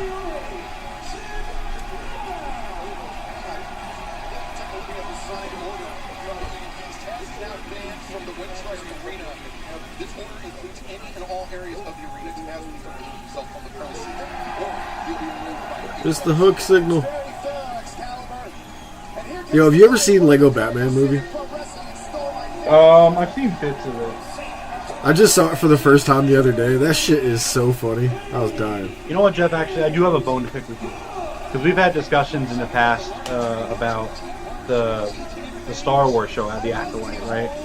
And so I haven't watched the new episode for this week, but the last two episodes are so fucking badass that like all the silly critiques and dumb stuff that you were bringing up, so irrelevant. This Sith Lord was just fucking just murdering Jedi, like just straight up. You like Smilo Ren? I think he's fucking badass. This dude's got the. Oh my god, there's a lore. It's in the lore, but the helmet is a type of metal that like actually disables lightsabers, and it's actually something that's established in the lore. I forget what it's called. But did you see the new episode yet, though? I haven't. I mean, I heard that they. Okay. I saw like a screenshot. Look, man. At the end of the day, this dude's fucking murdering Jedi and like snapping necks. Like that. Like he legit grabbed and like they kill off characters who are like main characters, and I'm like, wow, they really like. This is not a like. I think that the first few. I feel like this show was written as a movie because my biggest problem with the show is that it has pacing issues, and I know some people are like really sensitive about like other things, and like number one, like I don't like. I think it's dumb. I think a lot of critiques are dumb. I mean, there's obviously the saying that like has been said a million times that nobody hates Star Wars as much as Star Wars fans, and I think that's 100% something that's factual. I just think the someone who one is bad at writing and two has no clue about what makes Star Wars Star Wars. That's all. So I would say that I disagree. As someone who's like I've watched the show, and I think that people that get upset, if they have issues with things that are in this show, they should probably take issue with George Lucas and a lot of things he did in the prequels, because a lot of stuff that's in this show that people get upset about, it's not even the first time it's done. Like it's been done before in like the prequels. If you want to say it's kind of like imitating things from the prequels, like okay, I think that's a more fair critique. But like it's just like they make the Jedi to be dumbasses. Every Jedi in this show is a fucking idiot. That's the fucking point of the prequels. The whole point of the prequels, episodes 1, 2, and 3, is that the Jedi are so, at that point in the timeline, are so incapable to fucking sniff out Palpatine's plan that they play his game to a T. He plays them like I get that. Right. I get that, but like, how is a 16-year-old girl gonna fucking kill a Jedi Master with a throwing knife? Like, that shit pissed me off immediately in episode 1. Acted by saving an innocent life. Is that so unbelievable? Yeah, but like, so unbelievable. come on, dude. Across the roof? I don't think it's Like, a stretch. any other No, I think it's, any other Jedi Master I've ever seen would have saved the guy with the Force and used their lightsaber to fucking block that stupid ass knife at the same time. I would hard disagree. I don't think every Jedi. I think you're thinking of like the top 2% of Jedi, like Qui-Gon, especially Obi-Wan, Yoda. Like, yeah, absolutely, those guys would have. But those guys are. But think about the actress that was Trinity from fucking The Matrix. So like, I was expecting something awesome from her, and she just goes down like a bitch, dude. I was like, what? And then the next dude, the only fucking white Jedi in the whole damn thing, he fucking just drinks some poison because he's a fucking. Oh yeah, I feel guilty. Never mind, I was just defending myself with my Force sphere for the past 2 hours. Okay, I'll just drink your poison now. Hold on. And I'm totally cool with having this discussion. So, like, I'm cool with it. It's all in good fun, obviously. But, like, number one, for the whole, like, Only Good's woke thing, like, the only white Jedi, I don't give 2 fucks about, like... No, I don't either. I actually don't care. Guy's black or, like, gay. I don't care. What I care about is, like, is the story good enough? Yeah. And in my opinion, I think the show's story is good enough. Again, like I said, my biggest issue with the writing is that I feel a lot of things are stretched out because I swear to God, this script was a movie script. And they were like, Disney was like, oh, we want to make this a show, so you're going to have to stretch this out. Like, in my opinion, episode 3, which is like the flashback episode, was such a waste of time. Like, not because of what's in it, but it's just it just goes on and on and on. Yeah. That could have been a 10-minute flashback. Instead, it's a 40-minute episode. Like, for me, like, if this was a movie, I think it would be a lot better paced and the writing would come off as a lot better. But, like, I don't think it's that bad. And especially the last 2 episodes, not today's episode, but the 2 prior episodes, just fucking badass. Just badass as hell. Going through that jungle, and when May, one of the twins, is like, I'm just going to turn myself into the Jedi. And she goes and runs into the Wookiee's hut, and the Wookiee is just sitting there fucking dead with a lightsaber slash across his chest. I would be like, holy shit. Yeah, it's got cool stuff in it, don't get me wrong. It's just like, sometimes the writing is so bad, I just like, it like makes me roll my eyes so hard I almost fall out of my chair. Yeah. Like, wait till you see this next episode. Like, you think that dude's helmet is so fucking awesome. Well, you'll see that helmet's not very awesome. Like, I was just like, what? I think someone like said something like he's like shirtless or like whatever, and like, look, like, I don't, man. They did the same thing with Kylo Ren, where Kylo Ren was like shirtless and Rey did the whole, you know, like, look, I'm not going to sit here and say that everything Star Wars, Disney Star Wars, is good. But, like, I would also push back and say that, like, we have some real revisionist history. I mean, like, a lot of the stuff in the prequels, people originally thought was very cringe. And, like, the original trilogy also is not completely innocent of, like, cringy moments. Like, keep in mind, Luke Skywalker totally fucking made out with his sister. Yeah. Okay, like, listen, guys, I love Star Wars. I fucking love Star Wars. But, like, I think it's a little unfair, the amount of hate that Disney Star Wars gets, because while, yes, it's not all great, I think that some, I would say about 60% of what Disney puts out in terms of Star Wars ranges from very good to excellent. Like, listen, Rogue One was incredible. I will give him credit for that, but it has absolutely gone downhill since then. I just disagree. Well, okay, so hold on. By definition, I guess I agree, because Rogue One, in my opinion, and I don't care who fucking gets mad about this, Rogue One is the best Star Wars media ever. It just is. It's the best Star Wars movie. And I stand by it. I will fight that to my death. Rogue One is fucking incredible. So, I guess by, like, technicality, Jeff, you would be correct, because nothing they've done since is as good as Rogue One. But that's only because, for me, Rogue One is just so incredible. But, like, so, like, I think Force Awakens is fine. Last Jedi is terrible. Rise of Skywalker is a mess, but just because of Last Jedi. In my opinion, Last Jedi is the worst thing Star Wars has ever done. Sorry, excuse me. But, like, other than that, like, listen, Solo, I'm just going to say it. I think that Solo gets a bad rap because it came out right after Last Jedi, and people were really down on Star Wars. Solo is not that bad. If you go and you watch it, there is some cool shit in Solo. They got Han Solo forced into Imperial conscription in a fucking foxhole, like, fighting for his life at one point, and I'm like, this is fucking kind of dope. And, like, obviously they bring Darth Maul in at the end, and, like, that was supposed to lead to something, but like the Star Wars movie thing kind of fell apart because of Last Jedi, so that never goes anywhere. But like, man, could you imagine how cool that would be? Like, they're building up Darth Maul being the leader of a crime syndicate. That's so fucking dumb. Oh yeah.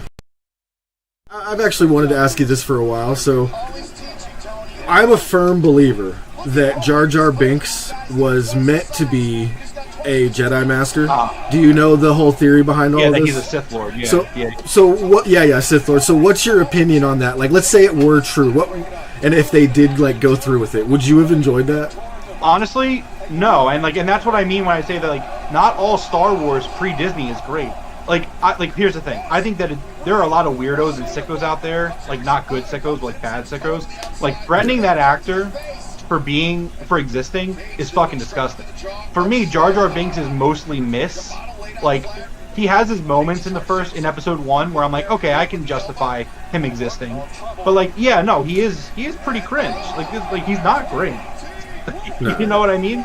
Like, I just think that it's, you know, it's whatever. Like, it's Star Wars, man. Like, you sit there, you enjoy it, and like obviously the lore matters. It definitely matters to me. But like, yeah, Disney did the last 2 seasons of Clone Wars. Those are phenomenal. I stand by that. Mandalorian is phenomenal. Stand by that. Book of Boba Fett was really good. The only real critique about Book of Boba Fett that I have is that it kind of just becomes the Mandalorian season like 2.5, which like that's a fair critique, but it doesn't mean it's a bad show. It just means that it loses focus of Boba Fett. This match is actually getting pretty good here. I know, I'm watching. King Wigamundo, what's that emoji for? What exactly did I say that you feel that? When you said Rogue One was the best, I think that's when he said Look, that. man, I'm not saying. Okay, so here's my top 3 Star Wars movies, right? And I'm just gonna say it. So number 1 is Rogue One. I think Rogue One is just so fucking cool, and it has so many great moments. Now, Rogue One is the one that introduced the black stormtroopers with the green neon lights, right? Stormtroopers with the green neon lights? There was some black stormtroopers with like green neons on their helmet. I forget which one that was. I love those dudes. I know that the Sand Troopers were the first. That was the first time we saw the Sand Troopers on Scarab. But no, Rogue One for me is just the best Star Wars movie. Number 2 favorite Star Wars movie is Revenge of the Sith. Specifically the second half of it. Third favorite is Empire Strikes Back, and then 4th favorite is A New Hope. But like, Empire and New Hope are like very neck and neck for my top 3. Like, it's a real close race, and like that's like me saying like my top 4 Zelda games, right? Like, these are all 10 out of 10s for me. Like, it's not like Empire is so much worse than Rogue One. Like, no, these are all by like margins for me. Okay, they were the Death Troopers. That's what I was thinking of. Oh, you're right. Yeah, the Death Troopers. I remember that. But like, yeah, man, like, look, I look at the stuff that Disney's done for Star Wars, and I just stand by that it's been more good than bad, and I think that people just look for things to complain about Star Wars. When there's a Sith Lord on my TV screen in a fucking jungle in the dead of night, snapping a Jedi's neck and then stabbing a young Jedi apprentice, like, bro, like, come on. Like, don't get me wrong. So most of the people who had bad criticisms for the first 5 episodes, everybody was like, episode 6 or whichever one that was, they were like, that episode was good, but it's too late. Like, you've already, you can have one great episode of fighting, but that doesn't make up for the rest of the, See, I disagree personally. I think that a show can redeem itself later down the line. But again, I stand by, I don't think 1 and 2 were necessarily that bad. Like, I mean, a lot of the things... Again, I think it's a pacing thing for me. I mean, like 1 through 3, I think could have been condensed into like an hour as opposed to like the 2 hours and like 20 minutes it probably is.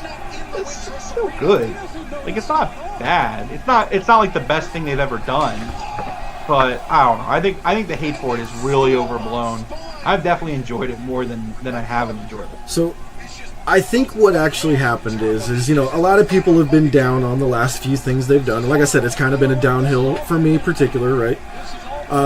And I think people were expecting something really good from this. Because remember how you said we were kind of misled with those previews? You're like, it's not really what they showed us in those previews. Yeah. So, like, I think people actually really did expect something cool here. And to not get what they were hoping for, it was just like the last straw, and people are just like, fuck this, I'm out. But again, like, that's the problem, because episodes 4 and 5 are what I expected of this show. So, like, Yeah, they knocked Hook out. But like, yeah, episode 4 and 5 is like what I expected of the show. Like when I was talking about that and I was saying that was before I saw episode 4 and 5. And I was like, oh, okay, here it is. Like, this is what the show I expected it to be. And I'm very happy. I mean, again, I haven't watched the latest episode, and I, as always, will watch it and judge for myself. But I don't think the show is nearly as bad as people are making it seem. Just watch her eyes when he stands up out of the water with his shirt off. Again, man, what are we talking about here? Are we talking about human beings being attracted to other human beings, acting like that's never been a thing before? Isn't she supposed to be like 15? No, I don't think she's 15. She was in the Jedi Order for... Well, I mean, Osha and May are twins, so they're the same age. Like, yeah, I don't know what age they're supposed to be, but I didn't think they were supposed to be of age. Oh, through the table. I mean, their actors definitely look of age. I don't know. Did you see that music video she put out though? No, I don't even know what. That was the worst. I don't even know what we're talking about. I don't care about the actor. I care about the show and the actor in the show. Dumb acting. Has WWE ever had brass knucks on TV? Oh, absolutely. I'm sure multiple times. William Regal did.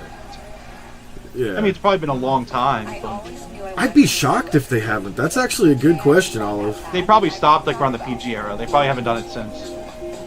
Huh. I'm like so sure of it now. I'm like questioning, like, did they?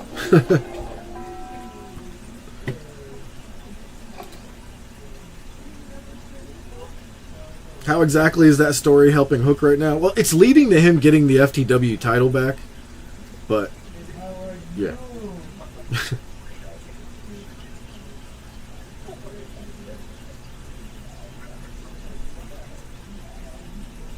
Logan Paul uses him? Okay. And he does that crazy overhand right as like his finisher, doesn't he? Are you talking about the cancer water merchant? Yeah. Oh, yeah, I don't know. What happened with that lawsuit? I wonder what's going down there. Probably just paid him off. I don't remember hearing that it's settled.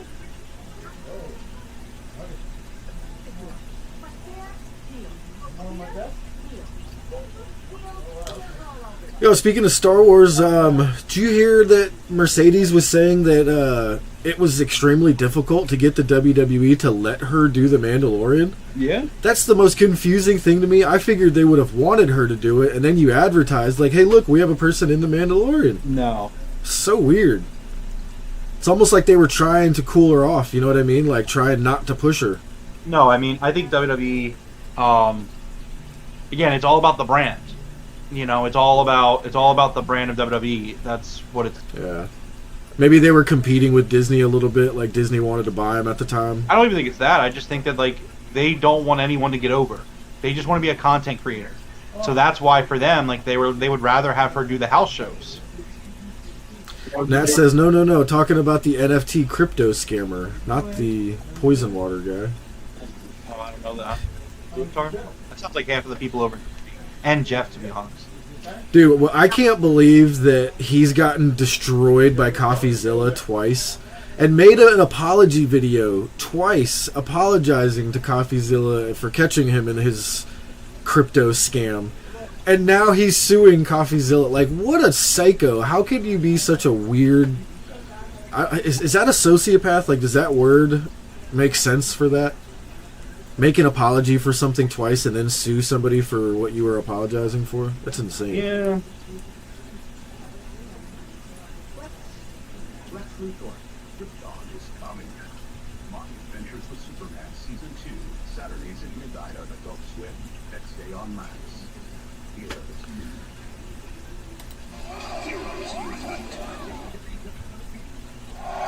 Jeff Jarrett. Let's go. Free woo. It's his world, man. It's his world. I want to know who this wild card is.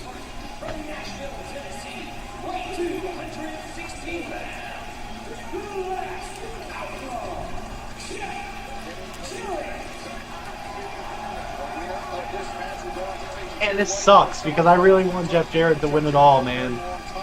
They did a great job making me want that because I really want that. I want Jeff Jarrett to go so far, but I just don't think it's gonna happen. I think it's gonna be Hangman. And Hangman's gonna come out and fucking bury him. Jeff Jarrett, JEFFJARRETT. I'm with Nat, man.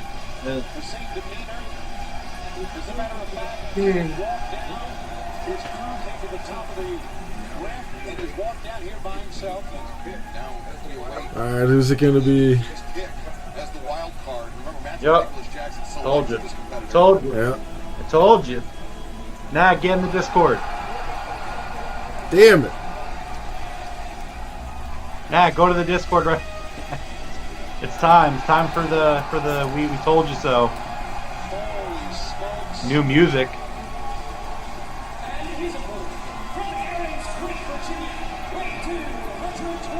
Oh, this is dope. This is so dope.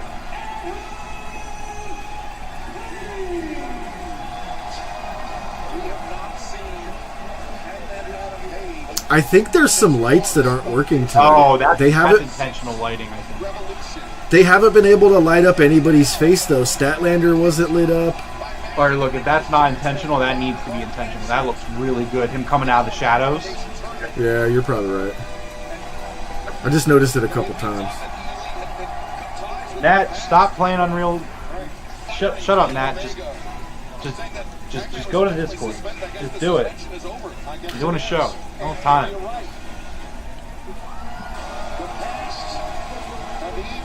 Also, I'm sorry, Nat. I didn't mean to tell you to shut up. I didn't mean it.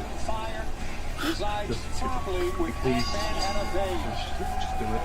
All right. Well, Jeff had no idea who to prepare for. I'll be honest with you, I don't think he gave a damn. No, Jeff Jarrett is sincere professional fans to learn more about the mission and the message of the Owen Hart Foundation. Visit OwenHartFoundation.org. As these two men lock horns, center of the ring. Jeff Jarrett, nearly 35 plus years of in-ring experience. He's been in high-pressure situations before. He's been in moments like this. He definitely looks like a heel. You don't know who your opponent is until the last second, but you've seen it all. You're right. But to prepare for a former AEW World Champion like Hangman Page, that's a tough task even for Jarrett.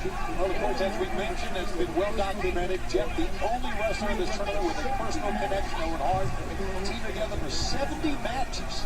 I mean, for Owen's passing in 1999, and that's just not time spent in the ring together. That's time spent on your concerts and taking meals, gas station breaks, in the hotel. Okay, let's go. Hockey fight.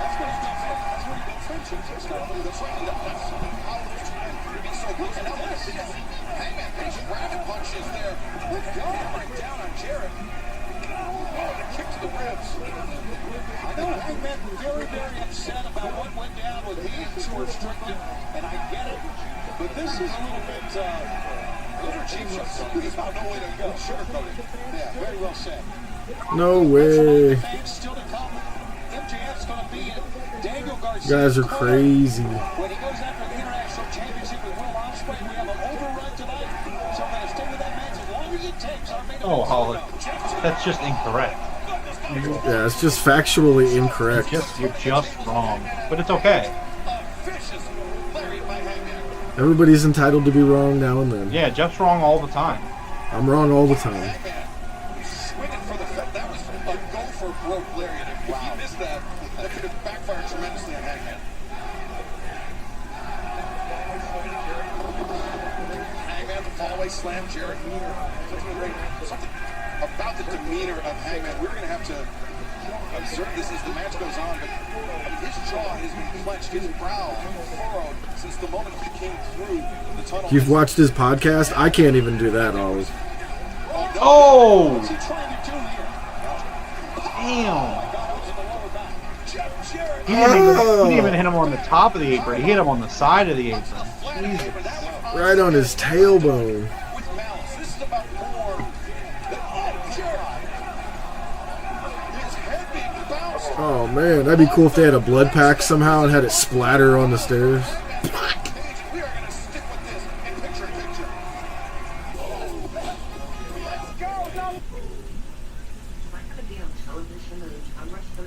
Alright, I'm gonna run to the kitchen real quick. Alright.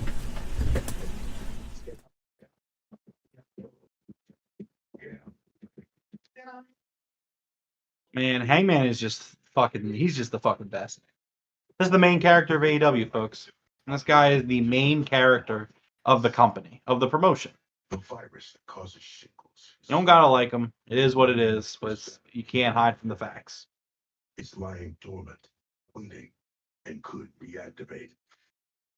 Like me personally, like you talk about like restore the feeling and stuff. Like AEW's at its best when MJF and Hangman Adam Page are in the company. You are not at risk Like for shingles. obviously, there's other guys around them who are also stars, who are top guys who really lead that feeling. But like when you're talking about AEW and like its greatness and the roots of its greatness, it's Hangman and MJF.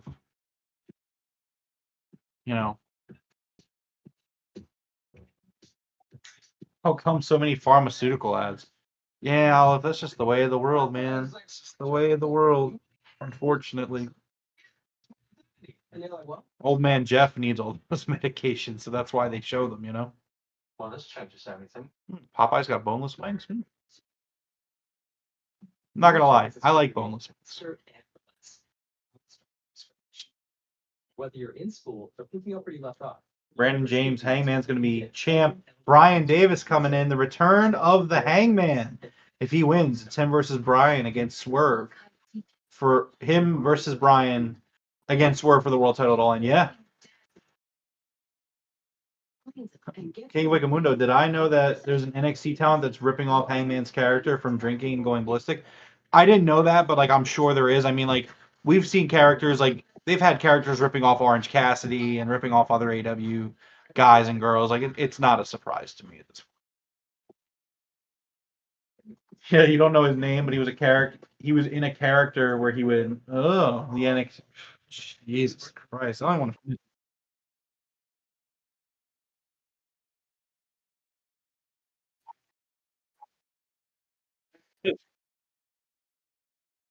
Right. Right. Coming up clutch. I want to say clutch. Poppy got this. No, Poppy, no need to get this. What my name? It's not necessary. It's an instant win. Must be loud in the face with pressure. Okay, well,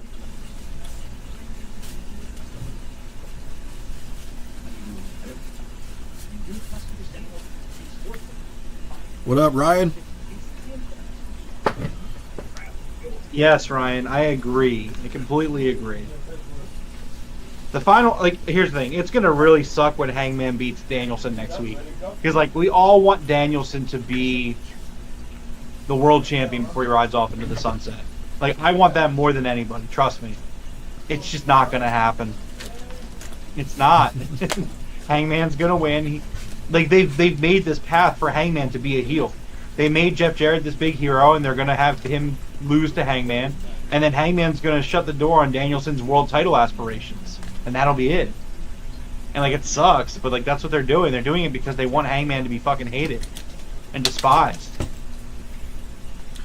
Yeah, we've always said it here. I think Rome started it, that Hangman is the protagonist of AEW. Yeah, I said it while you were gone. He's the main character. Okay, yeah. He's the, well, yeah, no, you are correct. I did start it. But he's the protagonist of the he's the main character of the promotion. Like it's what it is. You go. Love this drinking gimmick. I mean, I've always loved the Hangman character, the anxious millennial cowboy, like, and just all the internal stuff and dealing with like his friends and like the story of Hangman Adam Page is, if you look at the story of AEW, it's a fascinating story. You know, obviously when AEW starts, the Elite are all together, and Hangman, you know, as a younger member, kind of feels like a third wheel. Like everyone's off doing his thing. Cody's got his name. The Bucks and Kenny are really close and tight knit, and you know the Bucks are hailed as the greatest tag team. Kenny's hailed as the greatest, you know, singles wrestler ever. And Hangman was like trying to branch out and find himself, and so like he dips into his anxiety and his depression, and he pushes himself away from his friends. Don Callis fucking deletes the text messages off of Matt's phone. Like a lot. Yo, I don't know if you noticed this, but that redhead that's in the audience right there in the center of the screen, she's the one that flipped off Hangman that one time and got a bunch of shit for it on Twitter. Yeah, and now she has a sign that says "Bree Woo forever." Yeah, you know, that's fine. She doesn't have to like Hangman, but she's leaning into it. I love it. Yeah. But again, it's just like Hangman's the main character. You go through AEW when we get this Max deal, right? And I know we've talked about it, Jeff, where maybe we do like a weekly or bi-weekly series where like we kind of go back and rewatch old episodes of Dynamite and stuff. Like, I would love to kind of further explain and like study the story of Hangman Adam Page. I just think it's such a great story. That's a good idea. It's one of the greatest stories ever told in pro wrestling. It's so long term and so multifaceted and multi-layered, and there's so many characters that supporting characters in the storyline, from like the Dark Order to John Moxley. Like, there's so many like people that like are on the road of Hangman's story. And it's beautiful shit. This has been a pretty good match. It has been, yeah. It's been an excellent Dynamite so far. Outside of Mark Briscoe being on Team AEW and the Jericho stuff, which even the Jericho stuff, like the Taz stuff, was pretty good in that actually. So it's a really strong episode of Dynamite, and it ends in 20 minutes. So.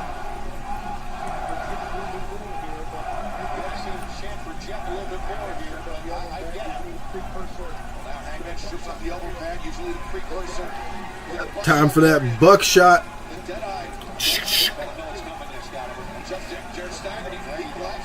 I was going to say, you probably could have pinned him after the Deadeye. Yeah, but he looked pretty dead. Oh, he wants to put him down. He wants to put him down. Gonna put him down like an old horse. Yep, well, the old Hangman.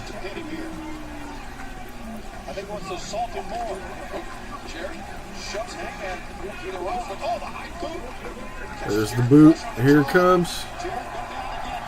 Yeah. Oh, shit. Got him in the sharpshooter for Owen.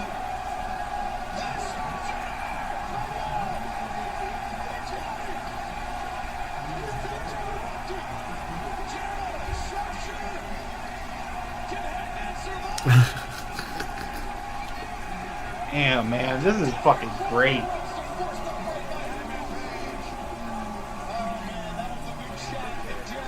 The crowd's chanting for Swerve. I didn't catch it.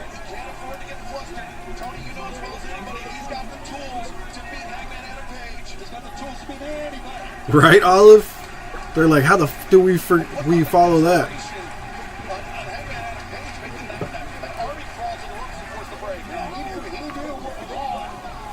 Oh! It's over. Oh, he's just... Oh, no! Stop the match. Aubrey, you gotta do the right thing. He's already dead. He's gonna do another Deadeye.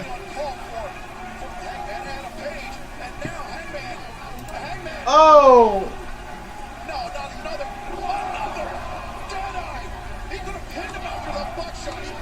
Damn.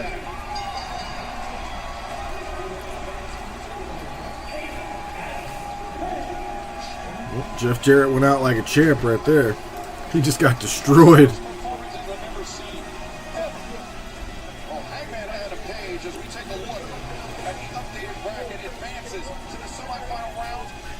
Ooh, Jay White versus Hangman to go against Bryan Danielson. That's going to be a good match. Hell yeah. Satnam is retired. They moved him over to the announcer team on the roster page, so it looks like he might be retired from wrestling. We don't really know. You think Jeff Jarrett retires right here? You think he leaves the boots in the ring? I don't know. Let's see what happens. Oh no, they're just going to the back. Oh god! You geek, Brian Keith. Oh my god, he's doing the fireball thing again. Jesus Christ. The wizard is returned.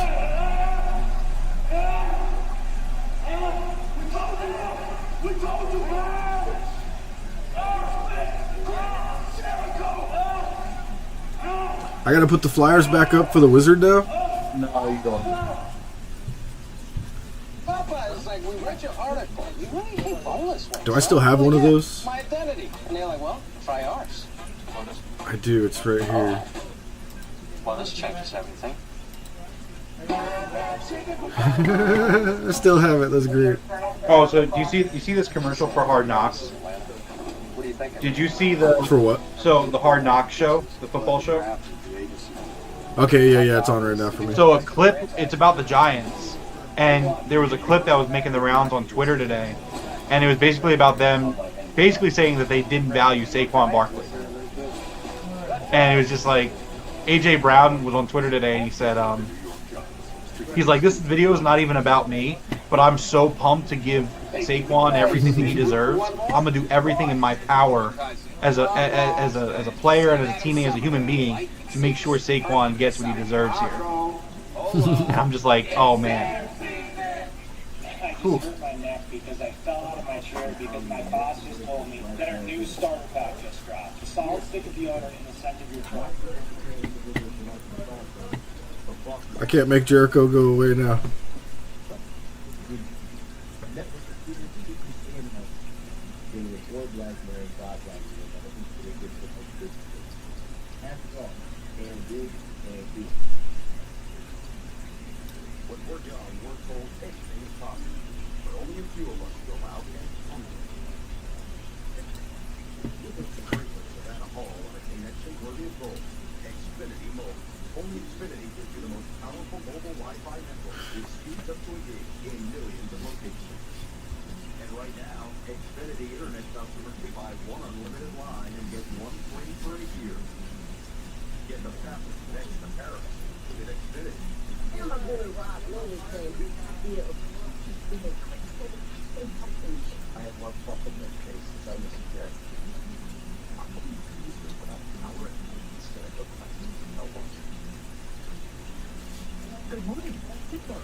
What Culture's got the story for Satnam? Okay.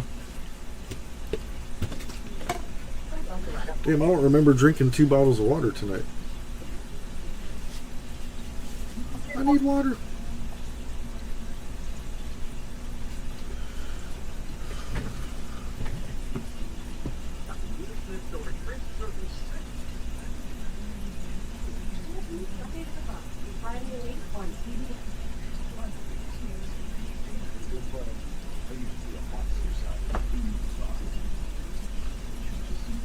Yeah, right, Ryan? I mean, Satnam was cool for when Team TNA was brought in. Hangman Adam Page, welcome back. First of all, but congratulations on advancing to 9-0. And what's this level of aggression towards Jeff Jarrett?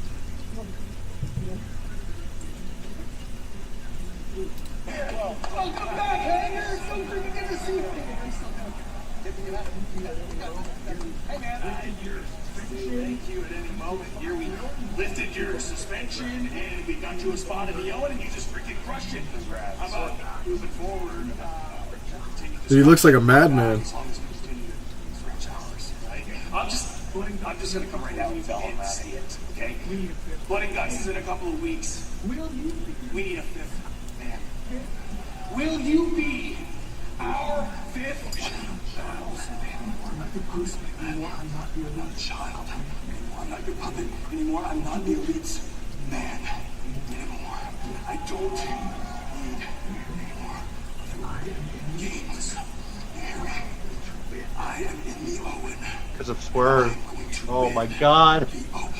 Oh my god. The Elite's gonna put Swerve in Blood and Guts just so Hangman joins Blood and Guts. Oh my fucking god! Stop disrespecting this man, dude. Let's That was stop crazy. having this conversation. Where's Coach? Where are all the Hangman haters? I've had it. I've fucking had it. We just Wow. keep. Oh, Let's go, MJF.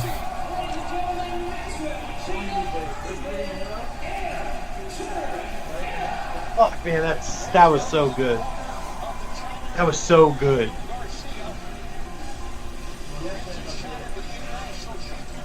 He just fucking hates Swerve Strickland that fucking much. He will do fucking anything to kill this man. Oh my god. Baby, I've been watching on delay in case Jericho. Crazy. Crazy. Oh my god. I think about all the times that people have disrespected Hangman Adam Page. There's no saving them. There's no saving these dorks.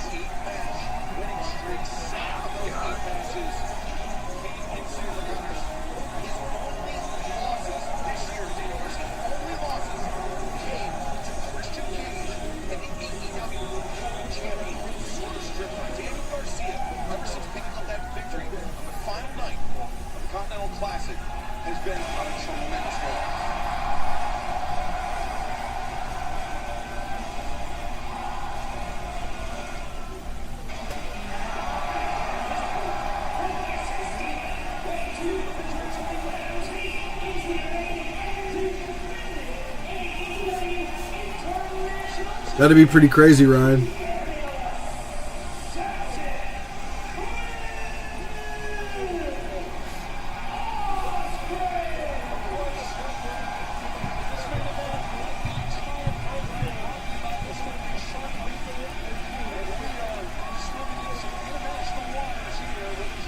Yo, that kid looks just like him. That's crazy.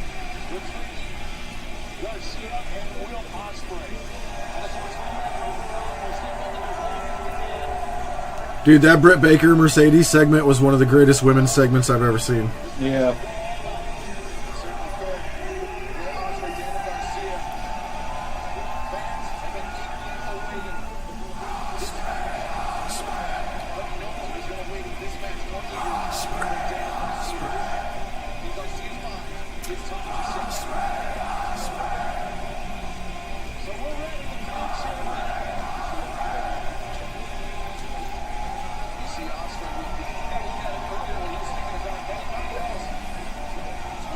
Ospreay is a wrestling god. Absolutely, Ryan.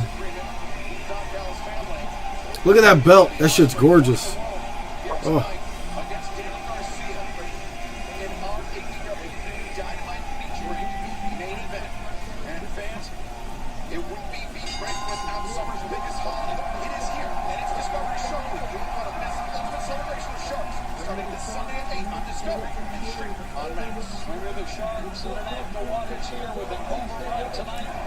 You think we see Swerve here? And you got to wonder, Excalibur, what is going through the mind of Will Ospreay after what happened on Sunday? His first loss in AEW. Yeah, Will Ospreay's first singles loss this Sunday took place at Forbidden Door into the hands of Swerve Strickland, who remains the AEW World Champion. Ospreay, he said he put the International Championship and the World Championship on the line if he was successful at Forbidden Door. Unfortunately for him, he was not with Garcia. Will not take this opportunity lying down, Tony. This is still for a shot at the International Championship. Garcia is showing right there, showing Will Ospreay's not intimidated at all by Oof. Right on, Ryan. Thanks for dropping in, man. Hit that like button for us. Pull that elbow pad off.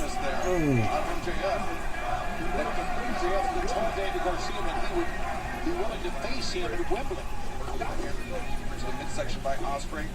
Reverse of the hammer throw. Ospreay, wild swing. Garcia. Into the side headlock. Courtesy of Ospreay. Into the ropes. Courtesy of Garcia. Leapfrog. Ospreay goes underneath. And Ospreay telegraphed it. And Garcia. Nice hip toss there. Up kicks by Ospreay. Garcia in there. Side headlock takeover. Very technical, very fluid match. This is Garcia's forte.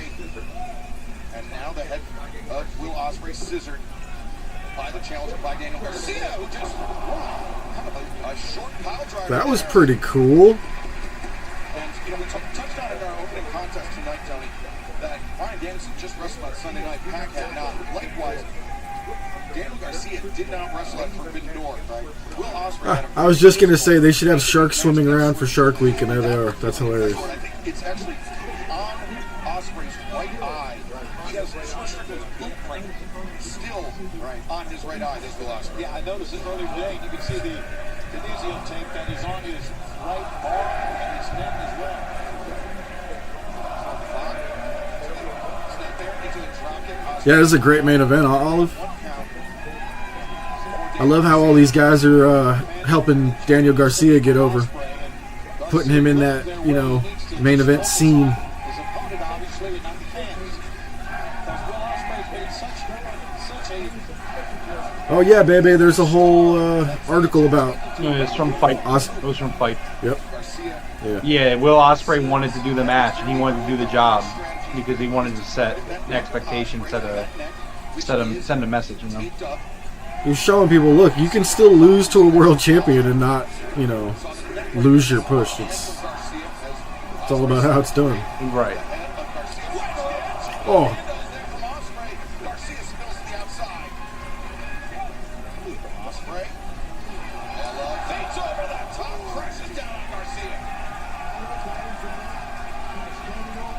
Shark Week's your favorite week of the year, Nat? That's cool. I am so deathly afraid of the ocean that I don't even watch Shark Week. Yeah, I don't really care for sharks. Dude, the ocean is the scariest place on earth for me. You can dump me in the middle of a forest, I'll be scared. But you fucking dump me in the middle of the ocean, I might have a heart attack and die just from that.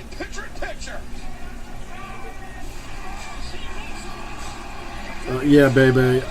There's no box that Ospreay doesn't check. You can make a list of everything that a pro wrestler needs to be great. He checks off every single box.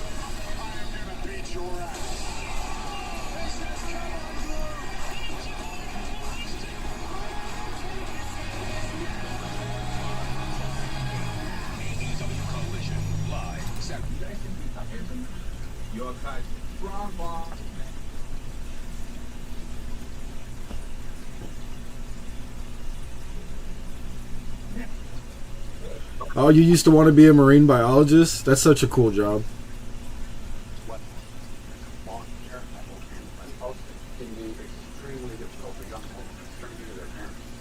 And don't get me wrong, Nat, like, I love fish. Like, I breed fish. You know what I mean? I got a fish breeding rack right here. If you guys hear, like, what sounds like fish tanks or bubbles, that's...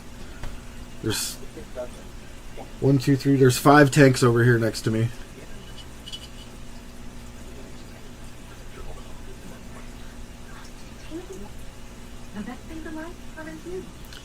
Middle of the jungle, a real jungle with 6 feet of water? Oh, no thanks, dude. I mean, fuck. They're both just as bad.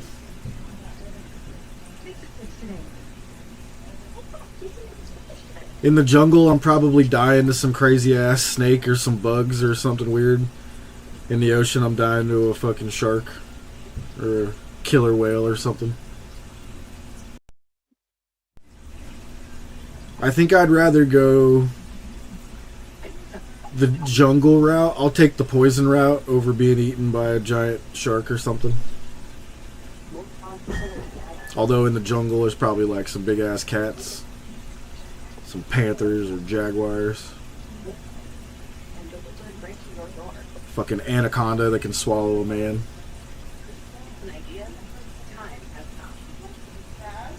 You guys seen the video from a helicopter where there's like a 25-30 foot anaconda? That shit's crazy. Is the baby sleeping? Yeah, he's over there sleeping. Yeah, the ocean's cold as hell too. Yeah, screw that. Oh, maybe I could go out that way. I could just die of hypothermia before I get eaten by anything. Maybe that's the way to go. We're not like trying to survive here, right? It's just me getting dumped somewhere.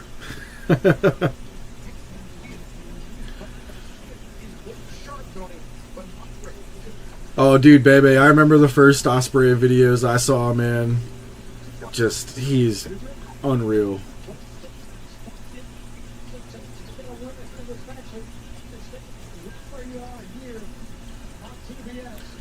Come on, Garcia.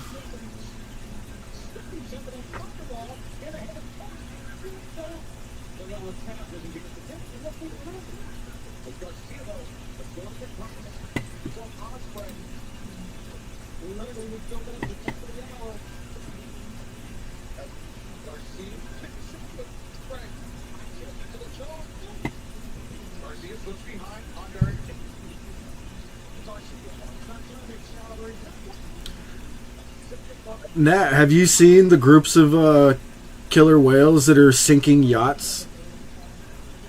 So over the past years, so many whales have been hit by the propellers or the props on boats. They're starting to attack boats now. They're all angry.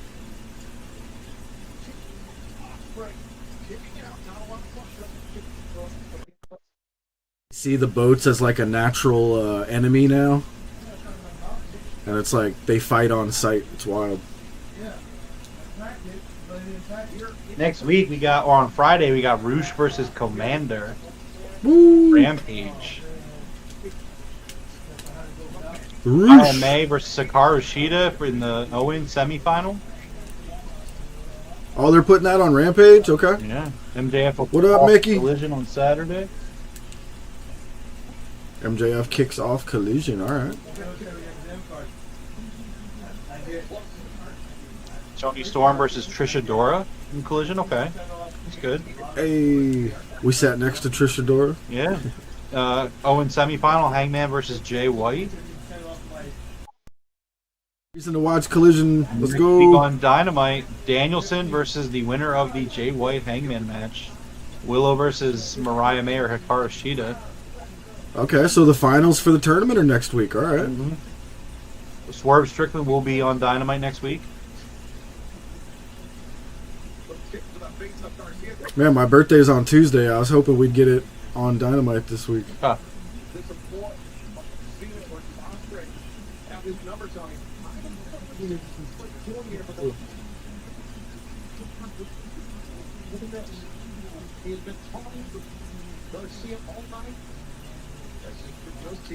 Dude, those kicks to the face that Ospreay does, that shit looks horrible.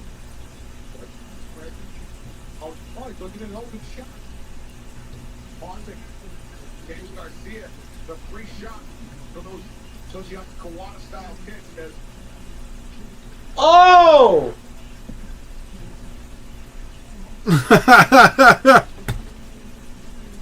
Oh no, MJ! MJ's like, what's happening? Oh my god. Dude, my screen just froze, and it's literally Will's face in Garcia's crotch just paused on my TV. I don't understand that song MJ have. Oh. MJ was like, What just happened? I don't know, you just missed the greatness. Oh, nice, Mickey.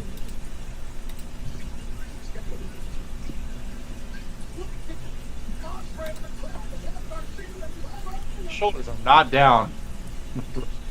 Bryce, gotta see you do a little bit. Or is that Rick Knox? Crooked referee? No, it's Bryce. Cleaning your room, Mickey?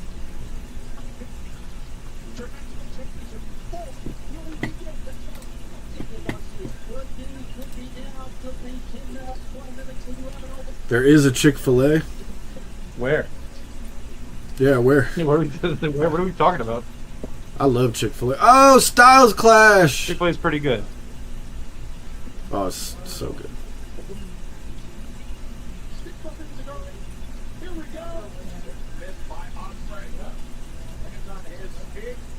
Have you ever tried the Polynesian sauce they have? No, I haven't. Oh, it's like a sweet and spicy, like I want to say like sweet and sour Asian, but it's not like sour. It's just like a sweet and spicy type. Oh, it's so good. MJF's got that diamond ring. You think that's gonna come into play? I hope so. He's gonna blast Will with it somewhere around here.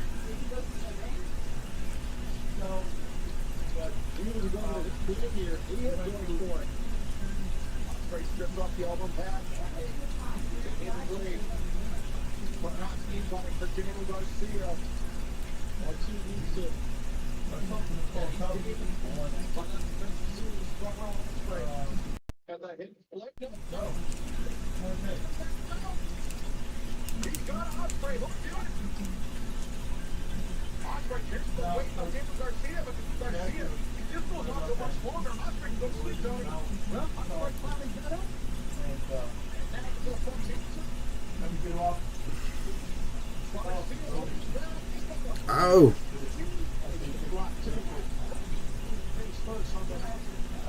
Oh, okay. Nice, Michael. Oh, okay.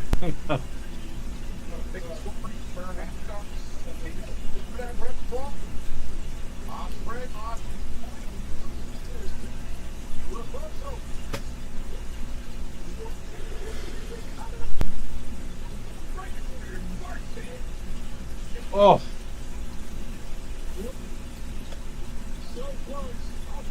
Oh, is he giving him the diamond ring? Yeah. MJF's giving the Dynamite diamond ring to Garcia. Thanks, Jeff. What, am I ahead of you now? Oh yeah. Way. How? We were like MJF even. just sat the ring on the ring. Okay.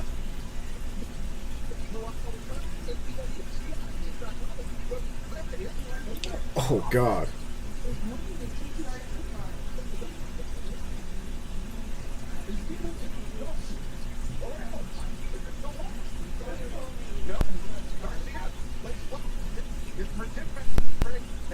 Got it in his hand still.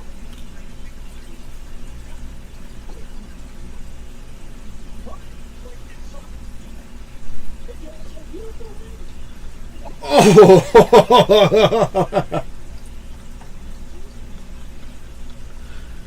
Oh shit, that was badass.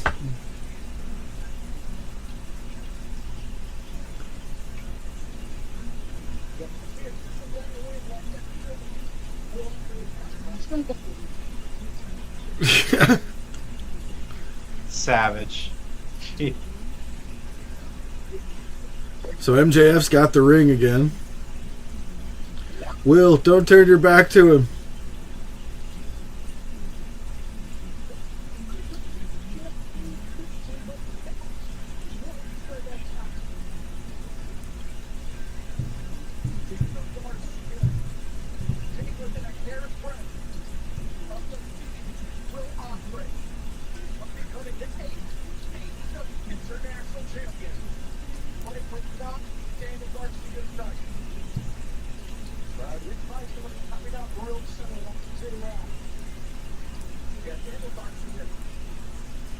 Paul Garcia's crying.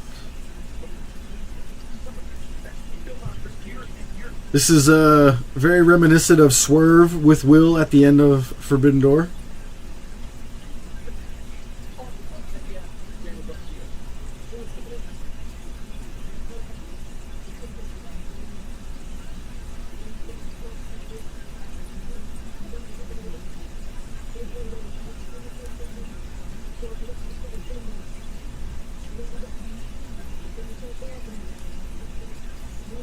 MJF still upset Will Ospreay is stealing his spotlight. Yeah, Ryan, he ate that hidden blade hard. That was...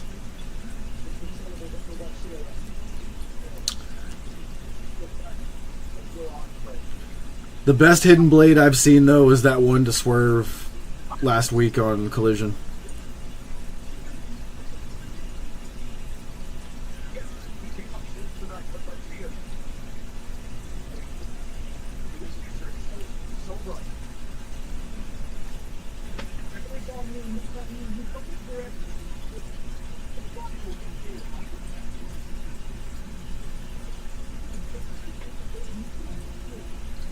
Oh! Thanks, Jeff. Sorry.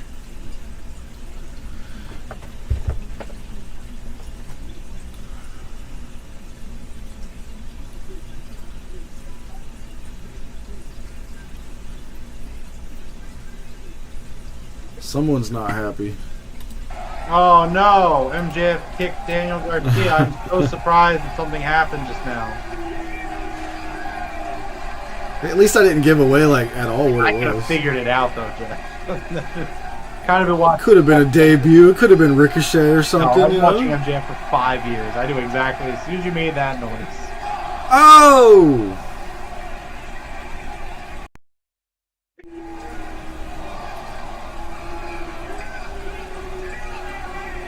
MJF is back, baby.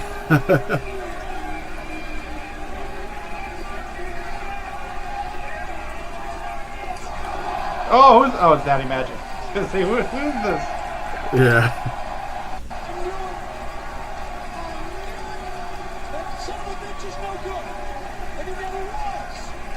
What are you calling, Mickey? Mickey says I'm calling it. What you calling? Oh! Jesus.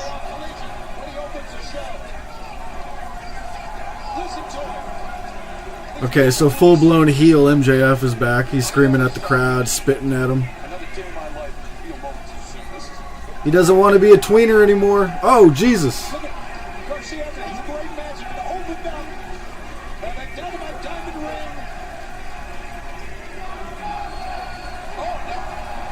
Ow! Ow! Ow! This has all been a charade since he came back. Fans been cheering for him, calling him their scumbag, but he has won, and he's not worth a damn. Oh no, the geeks.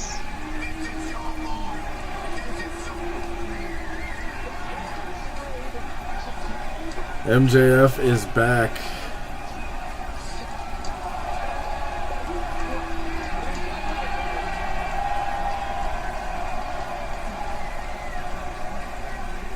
Oh my god. Oh my Somebody god. with a sign says stop fighting. Holy shit.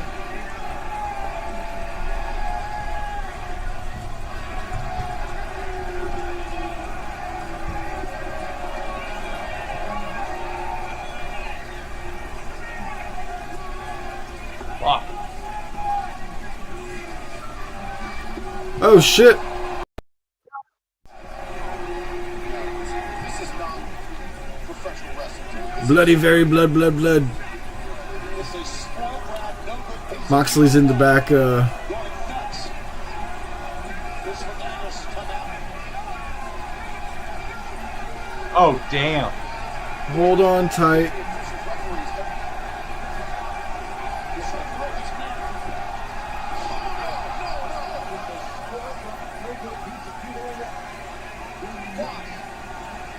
Are we writing Garcia off TV?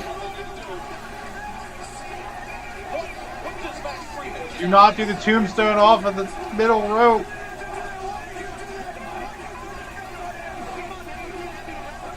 Oh. He's a depraved, disgusting man.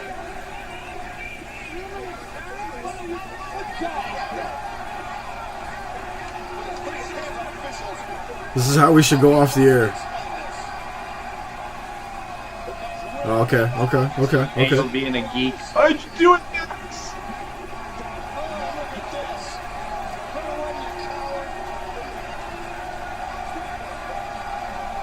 He just pushed Aubrey.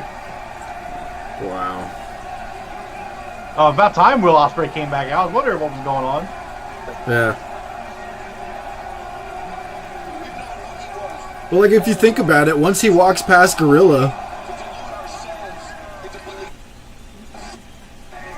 like, you know, he wouldn't be able to see what's happening. Somebody had to kind of run and be like, yo! Yo! Yeah. He just smacked that dude's phone out of his fucking hand. He's pushing fans? Jesus. Ooh, Garcia. Okay. He's throwing trash at fans?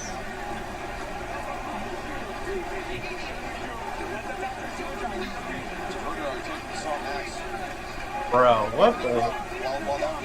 Man. Oh my god.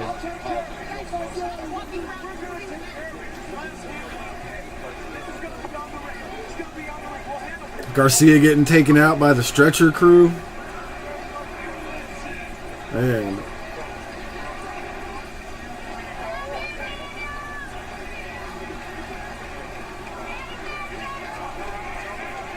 MJF needs to be suspended. Damn right, Michael.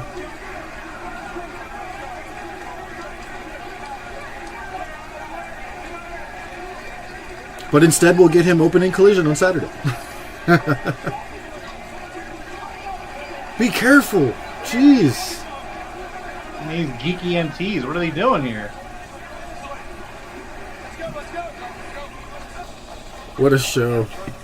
That was one of the all-timers for Dynamite right there. That was incredible. Oh my god, they hit the ramp. Yeah, so I was like, be careful.